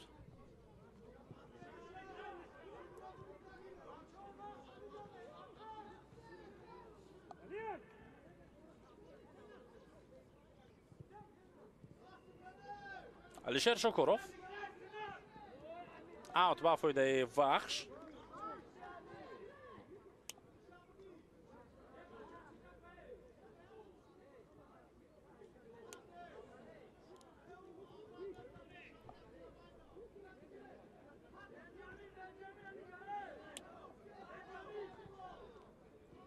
بنجامین پس او با ناسکوف، خود بازی بر مقابل ناسکوف ویران نشد. الشیر شکورov نگذاشت که هجومی دسته استرافشان ادامه بیابد و بعدا خود بازی در مرکز میدان ویران میگردد. صحنه تکرار رو میبینیم مقابل حسین نورماتov. اینجا جهانگیر احمدov خوفناک بازی کرد و همچنین خطا بازی کرد.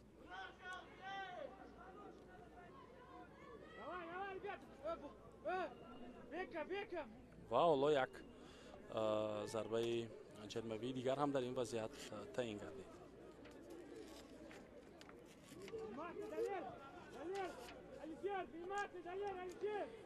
توجه میکنیم اکنون به ادامه رقابت، به ادامه بازی دسته‌های وحش و ایسرافشان. در 15 دقیقه وقتی باقی مانده کدام تیم بیشتر موفق خواهد شد؟ پرتاب نوبتی با مرکز جریمه‌گوی دسته ایسرافشان، دروازه‌بان توپ رو به دست خود میگیره در همین حالت.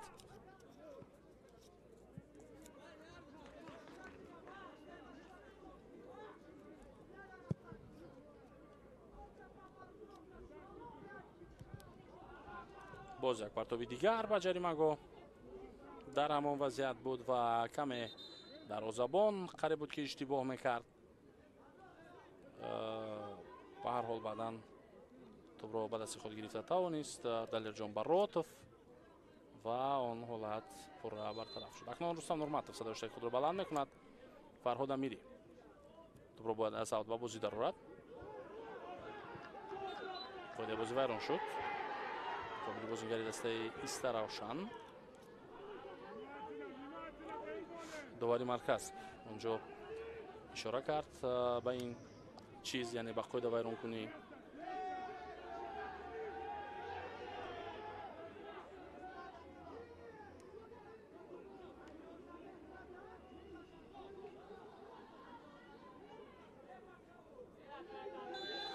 فرهاد امیری در نزد توپ است.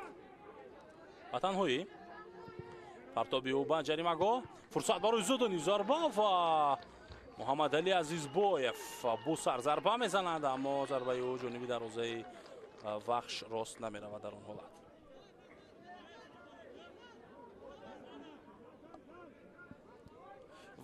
و در چنین وضعیت‌ها بازیگران دسته وحش البته که یکی از کارهای اساسیشان، یکی از وظیفه‌های اساسیشان این کشال دادن وقت میشود. پیش از همه کوشش میکنند که وقت رو کشال بدن اونها در چنین حالت‌ها، تا اینکه نزدیکتر شوند به پیروزی. رقابت در قسمت میدانی ایستراوشان وانینگو از پا میافتد. باز هم مقابل خود بازی ویران گردیده است. ارسال نوبتی جانبی دروازه دسته سردار کوبلجانوف با دالا بنجامین با توپ. در حال بازیگران وحش به هجوم جوابی خواهند رفت. سنت‌الله اسماعیلوف پاسیو به داخل جریمه‌گاه. نورالدین امراخلوف با توپ، این دفعه توپ را از دروازه‌بان گذرانده میتواند یا نه، باز هم نتوانست و در این میان افساید هم بوده است. امراخلوف در دور امروزه از 3 فرصت خود استفاده نبرد. البته این حالت افساید را ما یک فرصت حساب میکنیم که آن را نورالدین امراخلوف استفاده نکرد. بگذار افساید باشد، اما گل زدن در کار، گل زدن در کار، تو اینکه خب باوری به خود بیشتر شود، تو اینکه صدای شکی داور بلند نگردید، عمل کردن در کار و چنین امکانیت را استفاده برده گل زدن بازی. حالا باز خود بازی در مرکز میدان ویران میگردد و یک ضربه جریمه‌ای دیگر با فایده بازیگران دسته وحش اینجا تعیین می شود. مقابل نورالدین امراخلوف خود بازی ویران شد. پرتاب جریمه‌گاه، دروازه‌بان دسته ایستراوشان توپ رو در دست دارد. اینجا امانوئل موانینگو خلال میرساند به دروازه‌بان. داور صدای خود را بلند میکند، اما خود موانینگو خوب اینجا اصرار کرده است که او کار نکرده بود که باعث بلند شدن صدای شکی داور باشد. الکی از دست دروازه‌بان توپ دور شده بود و بعداً وانینگو به توپ رسید. این 100% از روی بازی بود فکر میکنم.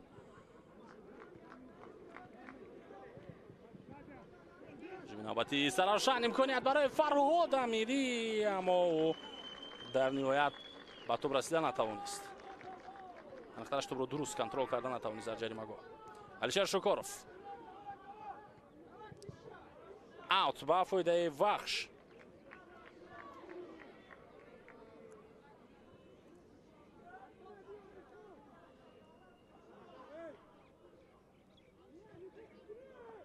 شکاروف پس باقی سرگئی توپ رو به دروازه‌بان برمیگرداند و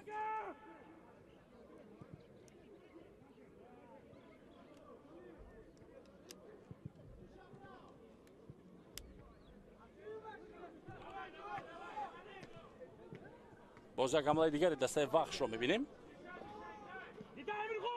Насков добро дар майдон тавонист нигоҳ дошта, аммо баъдан Фарҳод Амирӣ ин ҳолатро бартараф кард ва тӯб зада аз майдон берун карда шуд. Никола ҳамлаи дастаи Исаравшанро дарҳол мехоҳад оғоз намояд. Ҳоҷибой Зиёев, паси баъқиб Мирзо Маҳмудов ирсоли тӯлонию ба хати ҳуҷум. Сардор Кобулҷонов дарвозабони дастаи вахш берун меояд аз ҷаримагоҳ ва бо як зарба тӯбро аз майдон зада берун мекунад. ҳамлаи навбатии дастаи Истаравшан. акнун бозигарони Истаравшан дар лаҳзаҳои охири бозӣ бештар кӯшиш мекунанд барои аз ин бохт раҳо шудан. ҳисоби бозӣ 1-0, камтар аз 10 дақиқа дигар аз вақти асосии бозии дастаҳои вахш ва Истаравшан боқӣ мондааст. Зиёев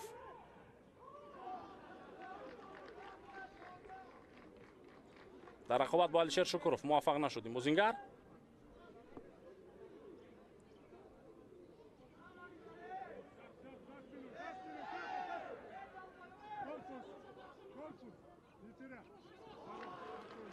توپ از میدان بیرون می شود. بعدی مبارزه شهزاد دولتов بازیگری دسته استراوشان نتوانست و توپ برسد. این محمد علی عزیزبویف بود.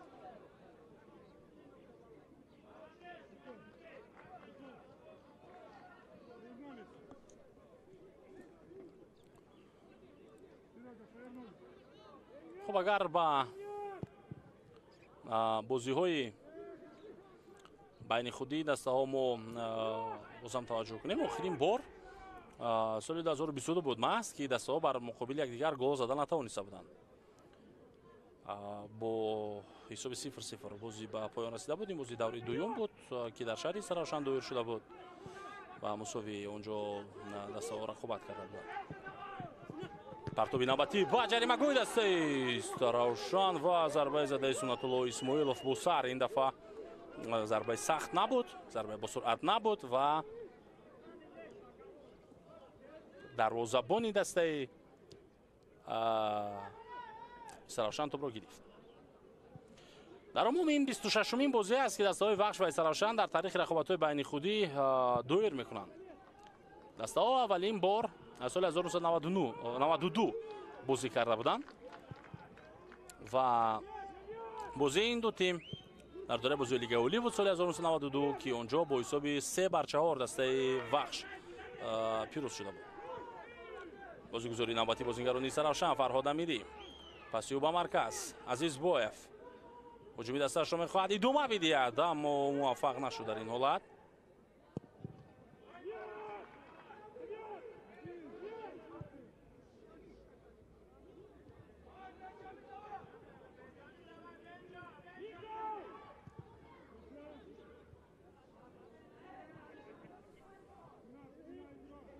خود بازی ویران نشد. امانوئل توپ را به اختیار دسته خود برگرداند و هجومی دسته وخش را ادامه میدهد.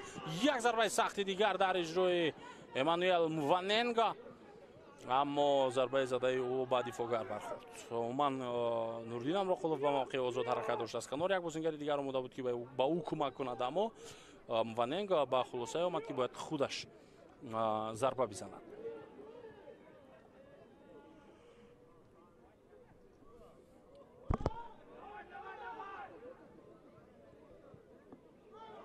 هجومی نوبتی دسته وخش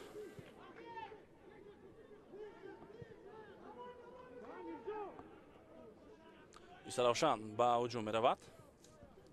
از کناری راست فرصت برای ارسال توپ به داخل جریمه‌گاه. محمد علی عزیزبویف ضربه او و چگونه بازی خوب از طرف دروازه‌بان دسته وخش در این حالت بود. صحنه تکرار رو میبینیم. کسی فشار نمی‌آورد به عزیزبویف و او با سر ضربه را اجرا کرد. انتظار بود که توپ به دروازه وارد می‌شود اما دروازه‌بان کاری خود را خیلی درست انجام داد. حالا از کنج میدان توپ به بازی درآورده شد و ادامه می‌یابد حمله دسته استراوشان. باز یک ارسال دیگر و توپ در دست دروازه‌بان در دست سردار کابولجانوف.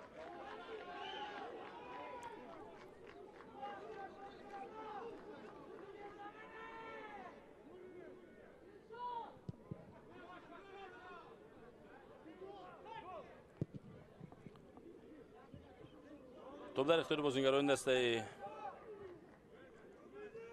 وخش. خراشی روشن حالا و این دسته به حمله میرود. عزیزباєв در مرکز انتظاری پاس است. با او پاس داده میشود اما عزیزباєв برای دسته سراوشان بازی کردنش در این حالت بعد همین ضربه معلوم نیست یا جورای خیرس است. اینجا حالا تغییرات می شود در هیئت دسته وخش. بازیگر شماره 23 محمد نسکف از میدان گرفته می شود. به جای او سعیدشاه بوزورف رقمی 77 با میدان وارد خواهد گشت.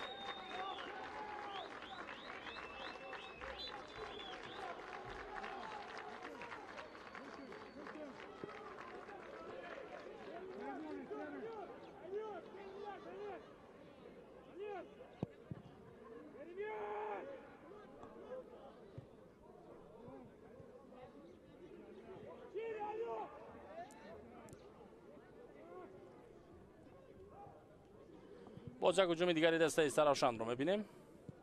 نورماتوف اینجا توپ رو زده از میدان بیرون میکند. بازیگری دسته وخش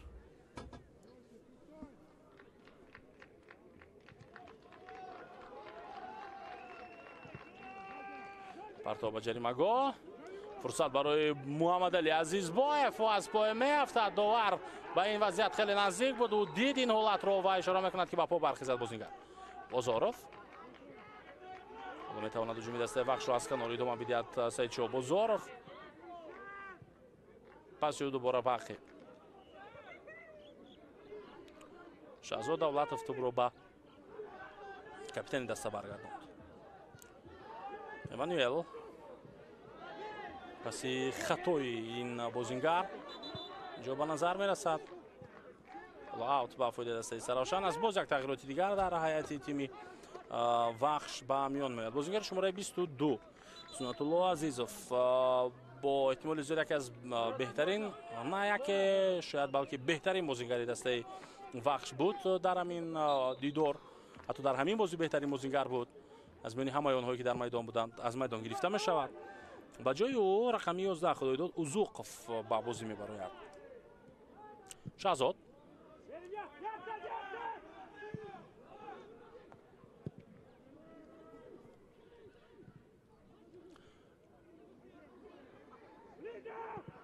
بنجامین توپ رو برمیگرداند بعد دسته وخش. اوت با فایده سراوشان است.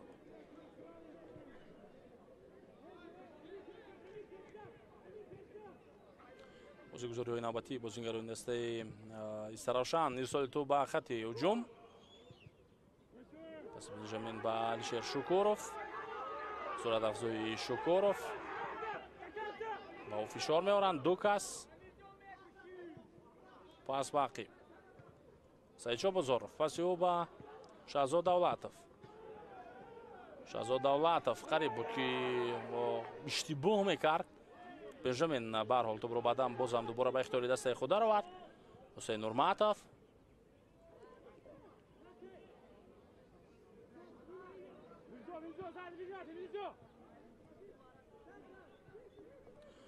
اوزوقف پاس داد باقی توپ در اختیار دروازه‌بان کوبلجون.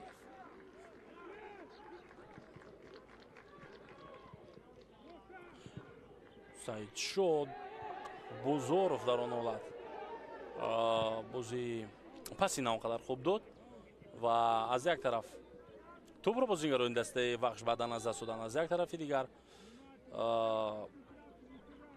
آسیب دید هم دسته او. تغییرات در هیئت دسته سراوشان. بازیگر شماره 21 مومینجان میلیف از بازی گرفته می شود. به جای او رقمی 27 سلطانبک فوزیلوف.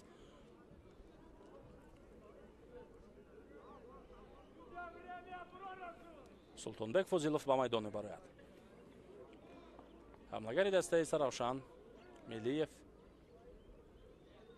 در قسم یکم یک ضربه خوب داشت. در لحظه های اخیر و قریب بود که تا ضربه او با گل انجام میافتاد اما دروازه‌بان دسته وخش در همان حالت توپ رو برگردانده بود. علیشیر شکوروف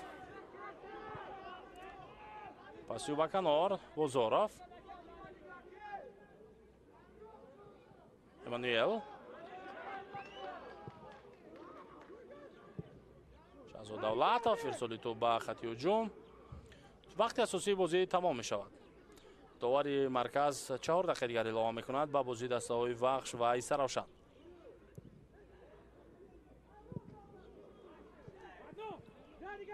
شاید بعد دیدن اون که داوری چهارم در به اصطلاح تابلو 4 دقیقه رو اضافه کرد و اشاره کرد، بازیگران دسته ایسا روشن اکنون فاول کردند و فهمند که بازی به پایان رسیده شده است.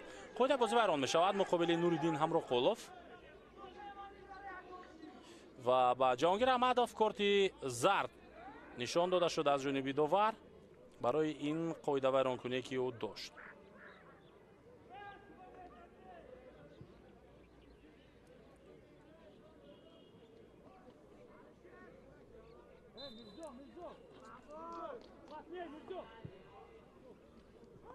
ادامه می‌یابد هجوم نوبتی وخش. سنت‌الله اسماعیلوف پس به نوریدین همراقولوف. نوریدین توپ رو به عقب برمیگرداند. علیشیر شکورов حالا با توپ. پس او به شهزاد давлатов. بازیگزاری‌های بازیگران دسته وخش و سعیدشاه بازارов بازیگری که از هیئت احتیاطی به میدان آمد چند دفعه است که دسته‌های خود را در حالت نوگوار قرار می‌دهد. پس اینو خوب به علیشیر شکورов، پس نه چندان خوب به شهزاد давлатов. چند از پیشتر از این که تو شهزاد давлатов بعداً از طرف فرهاد امیری زده از پا افتاده شد. یک ضربه کنجی با فایده بازیگران وخش در دقیقه دوم اضافه کرده داور به میان میآید.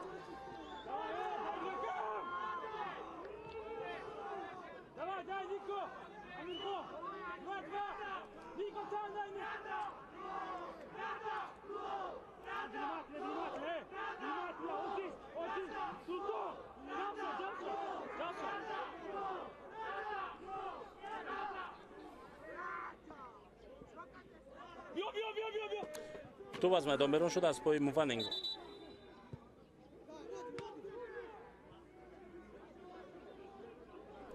کمتر از 2 دقیقه دیگر حالا وقت است. ضربه براتوف. هجومی نوبتی دسته ایسا روشن. توپ در جریمه‌گاه دسته وخش است. ادامه می‌یابد این حمله. چی کار میکنه در این وضعیت عظمت اسرائیلوف؟ چی کار میکنه دو؟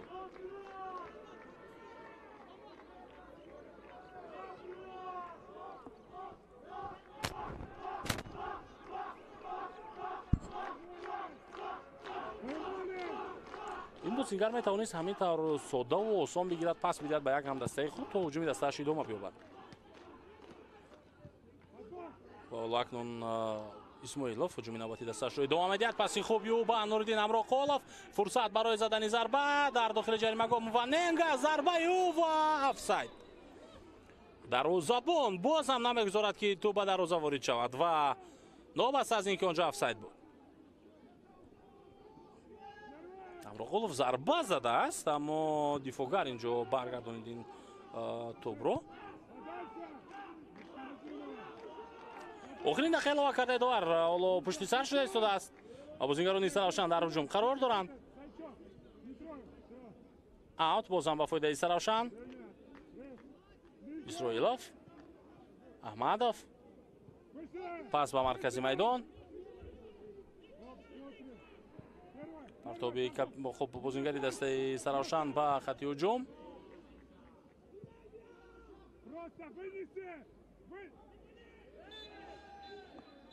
خودی بازی ویران شد در آن لحظه ولی به هر حال داور صدای داشته که خود را بلند میکند. دوستان ارجمند و بازی بین دسته های وخش و ایسا روشن به پایان میرسد. این بازی موقوف مانده دوری 18 لیگ عالی مملکت بود که برگزار گردید در شهر دوشنبه و دسته وخش در آن دیدار با حساب 1-0 پیروز شد. گل یگانه را در بازی امروزه بعد پس زیبای سنت‌الله عزیزов سنت‌الله اسماعیلوف زد و دسته خود را به پیروزی رساند. اکنون بعد از این رقابت دسته وخش با کسب 32 امتیاز برابر می شود با اسخط و به جای پنجم می براید. ما گزارش مستقیم خیش را اینجا به پایان میرسانیم. من اینامدین احمدزاد شورای بازی دسته های وخش و ایسا روشن بودم. تبریک میگم این غلبه را به کل مخلصان دسته وخش. تا دیدارهای دیگر خیر.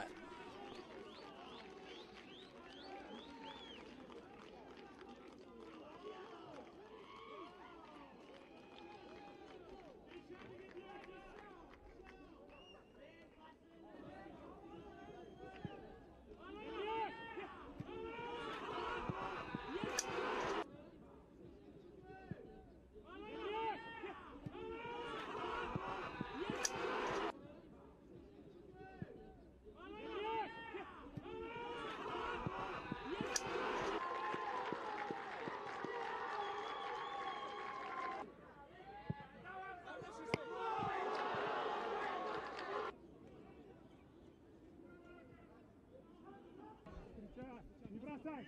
Уходи!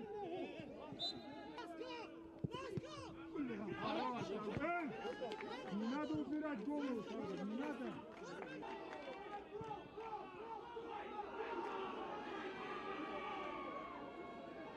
Далее!